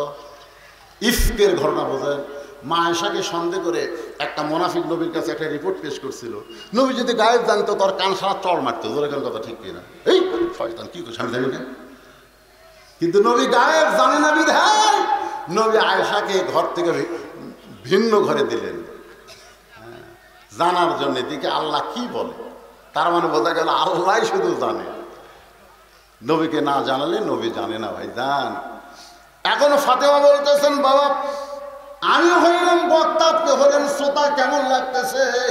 রাসূল বলে ফাতেমা আমার কোনো আপত্তি নাই, কারণ মায়ের গল্প ছেলে শুনবার চায়। সাল্লাল্লাহু আলাইহি। ফাতেমা বলতেছে বাবা আমি যখন আপনার জুব্বা আমার মাকে পরাবার গেছি, এমন সময় ইয়ানজুরু বিনুরিল্লাহ, আমি নূরের চোখে তাকায় দেখি আমার মায়ের পরনে আল্লাহ জান্নাতের পোশাক পরায়া দিছে। আপনার জুব্বা পরানোর আগে আল্লাহ আমার মাকে জান্নাতের পোশাক পরায় দিছে। সঙ্গে সঙ্গে নবী ছোট বাচ্চার মতন কাঁদতেছে, ছোট বাচ্চার মতন কান্দে। ফাতেমা বলে বাবা আমার মায়ের শরীরে আল্লাহ জান্নাতের পোশাক পরায় দিছে, এইটা শোনার পর আপনি কান্দেন কেন? রাসূল বলে ফাতেমা রে এই কান্না কোনো দুঃখের কান্না নয় মা, আজকে আমার এই কান্না হলো আনন্দের কান্না। ও ফাতেমা তুই জানিস না মা, তুই জানিস না রে ফাতেমা, এই দুনিয়াতে সর্বপ্রথম আমাকে নবী বলে যিনি স্বীকার করেছে তিনি হলেন তোমার মা। সুবহানাল্লাহ। নিজের স্বামীকে নবী স্বীকার করে আপনি কি মনে করতেছেন? আমি তো বাংলাদেশ গোটাল খেয়াল করে দেখছি তিনটা জিনিস খুব খেয়াল করছি। ডাক্তারের বউ কোনোদিন সিজার করা লাগে না, ডাক্তারের বউ সিজার লাগে না, নর্মালে বাচ্চা হয়। মৌলানার বাড়িতে কোনোদিন মিলাদ হয় না, মৌলানারা মানুষের বাড়িতে পড়ায়। জোরে কথা দেখতে। আর একটা জিনিস মারাত্মক, সেটা হলো পীরের বউ কোনোদিন মুরিদ হয় না। কারণ পীরের বউ জানে আমার পীর এক নম্বর লুচ্চা, মাঝে মধ্যে মুরিদের বইয়ের দিকে চোখ টেরা করে তাকায়, এই শালার হাতে মুরিদ কে হবে?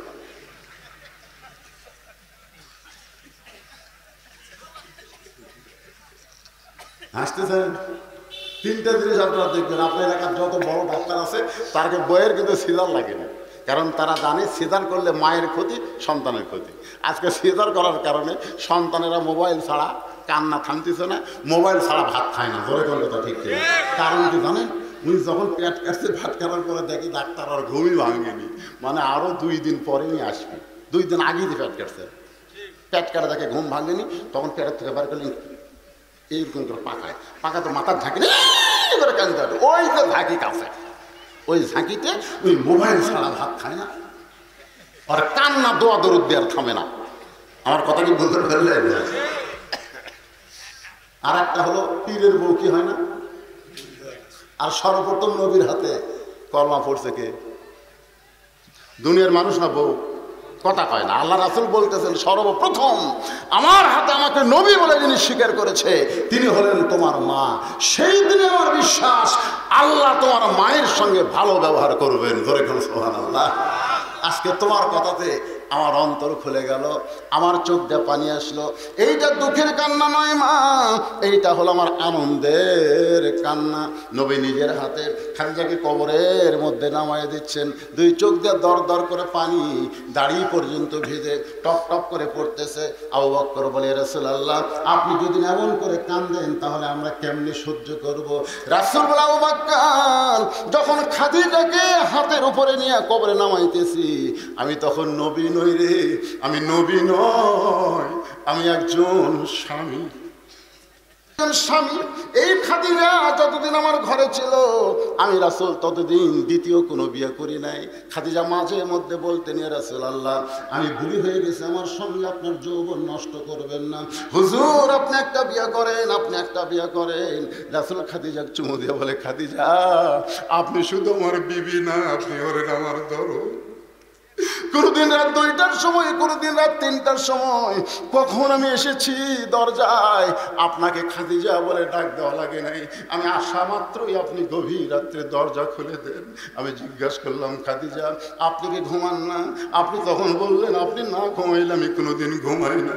ওগো নবী আপনি হলেন নিষ্কাম্বর, আপনি যখন চলে যান আমি দরজার পাশে দাঁড়িয়ে থাকি, আপনি যখন আসেন আপনার দেহের সুগন্ধ আমার নাকি, আমি দরজা খুলে দেই। ও আকার আর কে দাঁড়িয়ে থাকবে আমার জন্য, কে দরজা খুলবে? এই কথা মনে করে চোখে দরদর করে পানি পড়তেছে। নবী খাদিজাকে কবরের মধ্যে নামায় দিয়ে কবরে মাটি দেওয়া যখন হয়ে গেল, এমন সময় সবাই কবর ছেড়ে চলে যায়, কিন্তু আল্লাহর নবী কবর ছাড়েন না। ঘন্টার পর ঘন্টা চলে যায়, নবী খাদিজার কবর ছাড়েন না। এক সময় নবী বললেন, আল্লাহ আমার খাদিজার খবরে কি আপনি মুনকির নাকিরে পাঠাবেন না? কবরে 3টা প্রশ্ন করবে, আমার খাদিজা উত্তর দিবার পারবে না, আমি একটু খাদিজার পক্ষে মুনকির নাকিরের উত্তর দিবার চাই। আল্লাহ বলে, হাবিব শুধু আপনার খাদিজা নয়, আমার প্রত্যেকটা মুমিন মুত্তাকি বান্দা যখন কবরের মধ্যে আসবে তাকে মুনকির নাকির প্রশ্ন করবে, কিন্তু আমি আল্লাহ তার ঘুম ভাঙতে দিব না। জোরে কান সুবহানাল্লাহ। যখন প্রশ্ন করবে মান রব্বুকা, তোমার রবকে, তখন নামাজ খাড়া হবে। নামাজ খাড়া হয়ে বলবে, এই মুনকির নাকির এই কাকে রব সম্পর্কে প্রশ্ন করতেছিস? এই 10 বছর থেকে নামাজ ধরছেন, নামাজত খাড়া হয়ে নিয়ত বান্দা গায় আলহামদুলিল্লাহ রব্বিল আলামিন, রুকুর জায়গায় সোমান রব্বিল আলা আজিম, সেজদার জায়গায় সোমান রব্বিল আলা। রিয়া তোমার রব রব কয়ে কবর তাচ্ছে, ঘুম পাড়তিছে, আবার প্রশ্ন করিস কেরা? এই সারা জীবন কয় ওয়াক্ত নামাজ পড়ছে, কয় রাকাত নামাজ পড়ছে, কতবার সোমান রব্বিল আজিম করছে, কতবার সোমান রব্বিল আলা করছে? মুনকির নাকির কয়, আল্লাহ তোমার বান্দাকে মান রব্বুকে প্রশ্ন করার সাথে সাথে নামাজ যে খাতা খেপছে আমরা কি করব? আল্লাহ কয় যে নামাজ নিয়ে কবরে আইছে, তাকে রব সম্পর্কে প্রশ্ন করা লাগবে না, রবের উত্তর তার হয়ে গেছে। ধরে কোন সুবহানাল্লাহ। নামাজ পড়িস না, কবর যা। যদি ফুলগুলো হয় অভিমানে ঝরে যায়, আমি মালা গেথে বলো কারে পরাবো, সে যে কেন এলো না, কিছু ভালো লাগে না, কবরে আসু। দেখেন না ভাই, সেই মশা এমন মানে একটা কানার একটা দেখবে না, শুনবার মার তা হবে ভাই, সাউন্ড হবে না রে। মার আছে সাউন্ড নাই, মার আছে সাউন্ড ছাড়া মার। তোমরা যতই বলো নিরাপত্তার বলই, আর্মি, রেফ, বিজেপি, পুলিশ, আনসার বাহিনী, তোমরা কি প্রস্তুত? সঙ্গে সঙ্গে ঠাস ঠাস ঠাস ঠাস করে ফাঁকা গুলি করে। মুনকির নাকির কয়, আল্লাহ যে হারে নিরাপদ দিচ্ছে আমরা কি ফেরত যাবো? আল্লাহ শালা কবরতে এসে ফেরত যাবো, জাগা মতো মায়ের হবে। জোরে কোন কথা ঠিক কিনা? আমাদের সকলের সামনে কবর আছে না নাই? জোরে কোন আছে না নাই? সেই কবরকে নিয়েই দীর্ঘ সময় ধরে আপনাদের সাথে কথা বলতেছি। আল্লাহ ডাক্তার হাবিব, যে খাদিজা ঘুমায় না, ঘুমানোর পূর্বে কবরকে নিয়ে কান্দে, আমি আল্লাহ সেই খাদিজার চোখের পানিকে কবুল করেছি। খাদিজার মুনকির নাকির যাবে না, আমি আল্লাহ উত্তর দিয়ে দিছি। যখন প্রশ্ন করবে আমার দিন ওকে, তোমার দিন কি প্রশ্ন করবে না, তখন আপনি কি করবেন? মুখটা আসবি তো, মুখটা বাড়াবি তো। শ্বশুর আছে, বেটার শ্বশুর আছে। এখন বিয়ের বাড়িতে হঠাৎ যাচ্ছে, তখন ছেলের হাতে 200 টাকা দিয়ে বলতেছে, বাবা তুই তাড়াতাড়ি সাফার থেকে 1 কেজি মিষ্টি নিয়ে আইতো, তোর শ্বশুর আছে রে। ছেলে 200 টাকা নিয়ে চিন্তা করে, মিষ্টির দামও 200, বাবা টাকাও দিল 200 বারে, 1 টাকাও বেশি দিল না। টাকা মিষ্টি কত কেজি? 200। বাপ টাকা দিতে কত? 1 টাকা হাঁক বেশি দিল না, একটা পান খামো, সিগারেট খামো। টাকা নিয়ে যাচ্ছে, যাওয়ার সময় দেখে ওই সাভারের এই সাইডে রাস্তার ধারক কয়েকজন লোক যায়, দেখে ওই ডাবু খেলা হচ্ছে। জোরে কর, কি খেলা? 10 টাকা ধরলে 20, 20 টাকা ধরলে 40, 40 ধরলে 80, যা ধরে তার ডবল। তখন মনে করছে যে ভাই রে, হাত তো মিষ্টি কেনা 200 টাকা দিছে, আমিও ধরি তো 400 টাকা পাবো, 200 মিষ্টি কিনবো আর 200 ফিল্ডিং মারবো, এই মনে করে ধরছে। ধরছে, গটগট গটগট করে বলতেছে, নট গিল্টি। ভাই নট গিল্টি কি? কই নাই, তোর ভাগ্য নাই। আমি দেখলাম রে, 40 ধরলে 80 পাই, 20 ধরলে 40 পাই, তুই পাওয়াটা দেখছো, যাওয়াটা দেখিস নি, তোর যাওয়া শুরু হলো। ওই এখন চিন্তা করে 200 টাকা নাই, কি করি? বাড়িতে গেলে তো আব্বা কই মিষ্টি কোথায়? বাজার যা ঘুরতেছি এতিমের মতন। মিষ্টির দোকানদারকে বলতে তো, ভাই 1 কেজি মিষ্টি দেওয়া যাবে, বাকি বাকি কেন? জুয়া খেলা টাকা হেরছি ভাই, আর টাকা যায় জুয়া খেলা হেরে, বাপের টাকা, তাক কোনোদিন বাকি দিবি? এখন বাপ চিন্তা করে, কেন সাবার যাওয়া আসা করতে 8 ঘন্টা লাগবে, কিন্তু এই 2 ঘন্টা হয়ে গেল, এখনো বেটা আসে না কেন? শ্বশুর বলতেছে, বিয়াই যাই যাই, জামাই হয়তো আসবি না, এখন যাই, মন খারাপ করে চলে গেছে। বিকেল বেলা বেটা বাড়ি যাচ্ছে, তোর 200 টাকা দিলাম, 200 টাকা কি করলি? তোর শ্বশুর রাগ করে চলে গেল, মিষ্টির প্যাকেট কোথায়? আপনারা বলেন তো, টাকা কি করছে? মিষ্টির প্যাকেট কেনে নাই, জানে কি জানে না? ছেলে জানে কি জানে না? কিন্তু কোনো কথা বলবে? কেন বলবি না? না, জুয়া খেলা না, বাপের কথা অনুযায়ী আমল করেনি, এই জন্য কথার বাড়াবি না। যদি আব্বা আমি জুয়া খেলেছি, আব্বা তোর চাপা তারা 2টা বেশি মারবি, বরং না বলে চুপ থাকার ভালো। যখন প্রশ্ন করে, আমার এমন একটা জায়গায় আল্লাহ আমাদেরকে কবুল করছে, বিশ্বাস করেন এই জায়গা যতক্ষণ পর্যন্ত কোরআন হাদিসের আলোচনা হবে, জিকির আজকার হবে, দোয়া দরুদ হবে, ততক্ষণ পর্যন্ত এই জায়গাটা হবে রিয়াজুল জান্নাহ, বেহেশতের টুকরা। আর বেহেশতের টুকরার মধ্যে বসা নিজের ইচ্ছা অনুযায়ী সম্ভব না। আল্লাহ কোরআন ইরশাদ করেন, মা সাবাকা মিন হাসানাতিন ফামিনাল্লাহ। বান্দা বান্দির দ্বারা যখন কোনো ভালো কাজ হয়, সে কাজটা বান্দা বান্দি করে না, বরং আল্লাহ করায়। যখন কি করায়? আল্লাহ। তাহলে এই মুহূর্তে যে আপনারা বসেছেন এই জায়গায়, এটা কি ভালো কাজ না খারাপ কাজ? তাহলে এই ভালো কাজ কে করালো? আমাদের মতন গুনাহগার মানুষকে আল্লাহ কিছু সময়ের জন্য ভালো কাজ করার তৌফিক দিলেন, এই জন্য খুশি না বেজার? তাহলে জবান খুলে সকলে বলবো, রব্বানা লাকাল হামদ হামদান কাসীরান তাইয়িবান মুবারাকান ফীহি। আমরা প্রশংসা করলাম কেন করলাম? এই কথা আমি বহু জায়গায় বলেছি। আল্লাহর প্রশংসা করার 1 নম্বর কারণ হলো, আল্লাহ দয়া করে, রহম করে, ধর্ম করে আমাদেরকে মুসলমানের ঘরে মুসলমান হিসাবে কবুল করেছেন। খুশি হলেন না? খুশি। বহু জাতের মানুষ পৃথিবীতে বসবাস করে। আমার বগুড়া জেলার এসপি হলেন একজন হিন্দু মানুষ, আর আপনাকে এমপি হলো একজন হিন্দু মানুষ। যেরকম কথা ঠিক কিনা?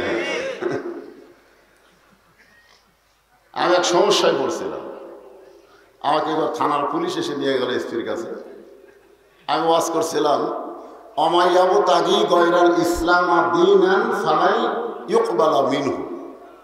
এটা কি আমার কথা না আল্লাহর কথা? আল্লাহ কোরআনে বলেছেন, ইসলাম ছাড়া, গয়রাল ইসলাম দীনান মানে ইসলাম ছাড়া অন্য কোনো ধর্ম দিনকে যারা গ্রহণ করবে, আল্লাহ বলেছেন লা ইউকবালা মিনহু, সেইটা কবুল করা হবে না। এ কথার দ্বারা আল্লাহ বুঝালেন দুনিয়াতে ধর্ম একটাই, তার নাম কি?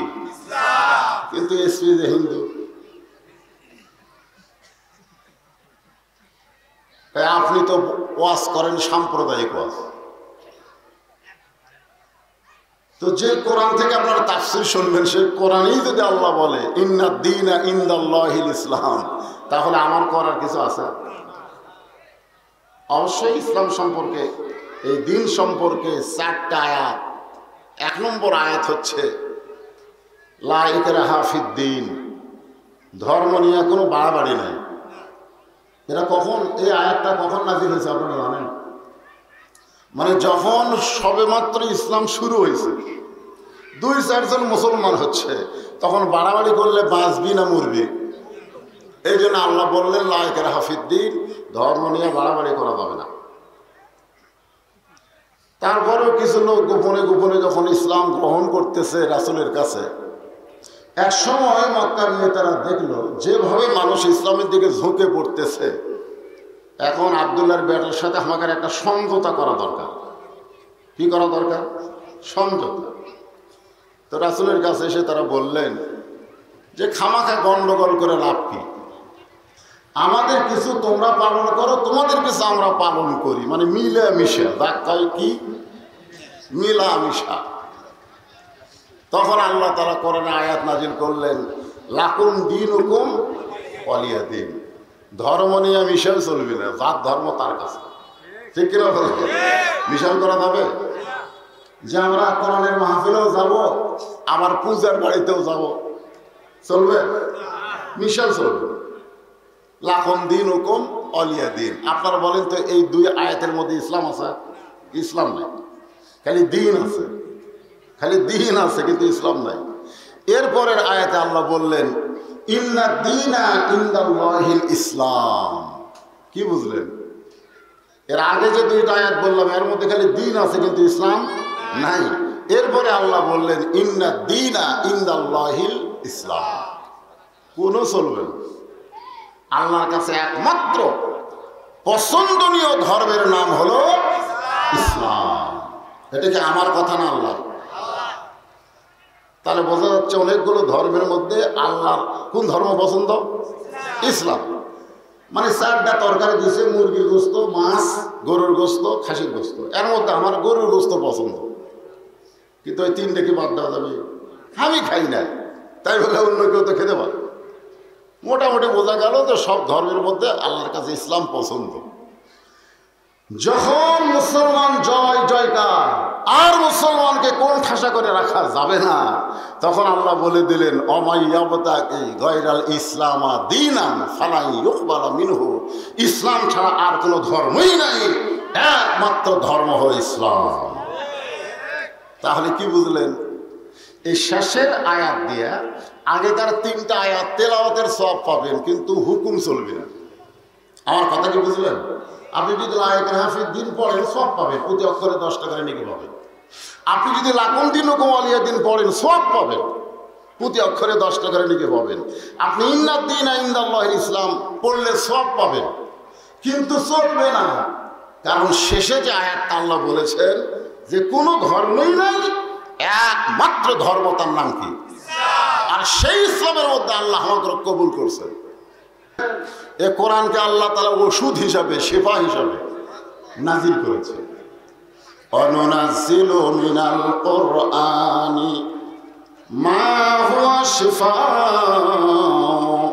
ওয়া রাহমাতুল লিল মুমিনিন। শুধুমাত্র মুমিনদের জন্য আল্লাহ তাআলা এই কোরআনকে শিফা হিসাবে নাজিল করেছে। জোরে বলুন সুবহানাল্লাহ। আমরা আল্লাহর প্রশংসা এই কারণে বেশি বেশি করব যে আল্লাহ আমাদেরকে জন্মসূত্রে, কি সূত্রে? জন্মসূত্রে মুসলমানের ঘরে কবুল করছে। অন্য ধর্মে জন্ম নিয়ে মুসলমান হওয়া কি সহজ না কঠিন? খুবই কঠিন না? খুব কঠিন। এফিডেভিট করা লাগবে, তারপরে আবার এক হুজুরের কাছে আসা লাগবে।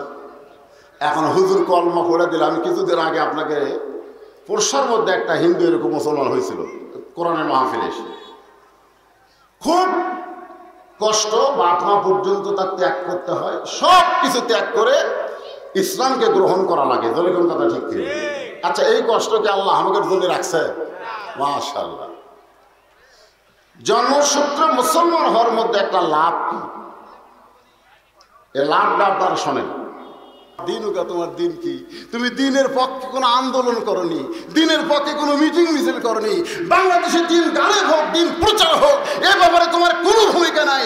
তুমি উত্তর দিবার পারবা তোমার মামা বাড়ির মওয়ানা ধরে। কোন কথা ঠিক কিনা? প্রশ্ন করবে আমার নাবিউকা, তোমার নবীকে, তোমার নবীকে সকালবেলা দাঁড়িয়ে কাম আছে, আর বিকেলবেলা হার্ট অ্যাটাক করে মরছে। সকালবেলায় কাম আছে, কামে দে কাম আছে, বিকেল বেলায় মরতে পারে। এখন প্রশ্ন করতেছে আমার নবীকে, তোর নবীকে দাঁড়িয়ে চাচা কেবল নবীর নাম কবার চাবি। ইতিমধ্যে নবী দৌড়েছে বলে এই মন কিনে কেন সোপার দিকে তাকাতে হয়, বুশের মতন সাইজ করে কবর চাচ্ছে। আর আমি ওকে নবী বললেই নবী, আমি নবী ওকে উম্মত হিসাবে স্বীকারই করি না রে। নবীর সুন্নাত, নবীর আদর্শ গ্রহণ করলে উত্তর দেওয়া লাগবে না। নবী বলবে মুনকির নাকির, আমি তাকে উম্মত হিসাবে গ্রহণ করে নিলাম। ধরে কোন ঠিক কিনা? আল্লাহ পাক আমাদের সবাইকে কবুল করুক। সকলে বলে আমিন। ইস্তিগফার পড়ো। আস্তাগফিরুল্লাহ রব্বি মিন কুল্লি জামবি ওয়া তুবু ইলাইহি লা হাওলা ওয়ালা কুওয়াতা ইল্লা বিল্লাহিল আলিয়্যিল আযীম। সবার জন্য দোয়া হবে, দোয়া চাওয়া লাগবে না, পাইকারি হারে সবার জন্য দোয়া। আল্লাহুম্মা আমিন। আল্লাহুম্মা আনতাস সালাম ওয়া মিনকাস সালাম তাবারাকতা ইয়া যাল জালালি ওয়াল ইকরাম। আয় আল্লাহ তাআলা, মাগরিবের নামাজের পর থেকে এই গভীর রাত পর্যন্ত ধর্মপুরের মাহফিলে তোমার হাজার হাজার বান্দা বান্দীদেরকে নিয়ে আজকে মৃত্যু, কবর, আমল সম্পর্কে আলোচনা করেছি। আল্লাহ মেহেরবানি করে আমাদের সকলকে কবুল করে নাও। কিন্তু যেদিন ডাক পড়িবে, কিন্তু যেদিন ডাক পড়িবে কবর মাঝে যাইতে, জোগাড় কিছু করছো বন্ধু তার মাঝে বিছাইতে।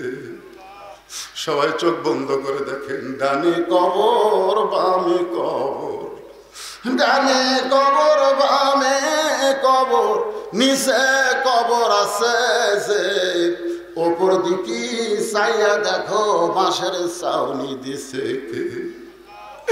এমন আজাব দিবে রে ভাই, এমন আজাব দিবে রে ভাই কবরের ওই মাটিতে, গলা ফেটে রক্ত ঝরবে চিৎকারের ওই ছোটেতে। তোমার ধর্মপুরের যুবকেরা কত সুন্দর, বাংলাদেশের কত জায়গায় মাহফিল করলাম, এত সুন্দর যুবক আমি পাই নাই।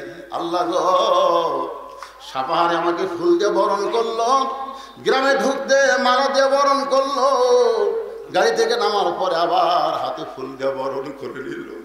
ওই যুবকদের জন্য আমাদের দোয়া, এই যুবকগুলোকে আল্লাহ তাআলা ইসলামের জন্য, জান্নাতের জন্য, নামাজের জন্য কবুল করে না। আয় আল্লাহ তাআলা, যেই দিন গ্রামের লোকেরা কষ্ট করে মাহফিল করে, কষ্ট করে টাকা পয়সা খরচ করে তোমার ঘর মসজিদের জন্য করেছে, আল্লাহ তাদের সকলকেই তুমি কবুল করে নাও। আল্লাহ, আজকে আলোচনা শুরু থেকে শেষ পর্যন্ত যদি কোনো ত্রুটি হয়, ভুল হয়, মাফ করে দাও। যা হাদিয়া মঞ্জুর করো সোনার মদিনায়, নবী পাকের রওজা মোবারকে আল্লাহ কবুল করে নাও। তামাম আম্বিয়া কেরাম, আসহাবে কেরাম, তাবিনে কেরাম, তাবা তাবিনে কেরাম, তাম পৃথিবীর মাটির নিচে যত মুমিন মুমিনা শুয়ে আছে আল্লাহ সকলের আরো পরে হাদিয়া কবুল করো। আমরা যারা হাত তুলেছি একটাবার চোখ বন্ধ করে দেখে, যাদের মা না, ছোট্ট একটা শব্দ হলো মা, এ নামের মধ্যে কি মধুরে। যাদের মা নাই তারা বুঝতেছে এই দরদের মা যাদের কবরের ঘরে চলে গেছে, আল্লাহ মেহেরবানি করে মায়ের কবরকে জান্নাতের টুকরা বানিয়ে দাও। বাবার ভাড়ার সবই আছে, আমি সহ আমরা যারা বাবা হারে তিন হয়ে গেছি, আল্লাহ মেহেরবানি করে বাবার কবরকে জান্নাতের টুকরা বানিয়ে দাও। আমাদের দাদা দাদি নানা আত্মীয় স্বজন শ্বশুর শাশুড়ি যাদের কবরে গেছে, আল্লাহ কবরবাসীদের তুমি মাফ করে দাও। আয় আল্লাহ তাআলা পর্দার অন্তরে আমার মা বোনেরা আবিদা সালিহা পর্দা নিশে কবুল করো। তোমার ঘর মসজিদকে মহব্বত করে নগদে বাকিতে যারা দান করেছে, আল্লাহ সব দানগুলোকে জান্নাতের বিনিময় হিসাবে কবুল করে নাও। এই মাদ্রাসাকে কবুল করে নাও। এই মাদ্রাসার সমস্ত উস্তাদকে সুপার সহ আল্লাহ তুমি কবুল করে নাও। আজকের মাহফিলের সম্মানিত সভাপতি সহ সভাপতিদের আল্লাহ তুমি কবুল করো। প্রধান অতিথি বিশেষ অতিথিদের আল্লাহ তুমি কবুল করো। আলেমদের কবুল করো। দোয়া চেয়েছে অসুস্থ মানুষ সুস্থতার জন্য। আমি নিজে অসুস্থ, আমার মতো যারা অসুস্থ অবস্থায় আছে, আল্লাহ তুমি সবাইকে সুস্থতার নিয়ামত দান করে দাও। আল্লাহ এলাকার সব যুবকগুলোকে তুমি 5 ওয়াক্ত নামাজি কবুল করে নাও। আল্লাহ মেহেরবানি করে আমাদের সকলকে তুমি মাফ করে দাও। কত মানুষের, একটু 1 মিনিট চোখ বন্ধ করে দেখেন, কত মানুষের জানাজার নামাজ আমরা পড়েছি। এই 2 হাতে কত কবরে আমরা মাটি দিয়েছি। এই 2 হাত আমি কত লাশ অন্ধকার কবরে নামাজ। মরে যাব একদিন, আমরা সবাই মরে যাব। যেদিন আমাদের মৃত্যু হবে, দিনটা যেন জুমার দিন হয়, মাসটা যেন রমজান মাস।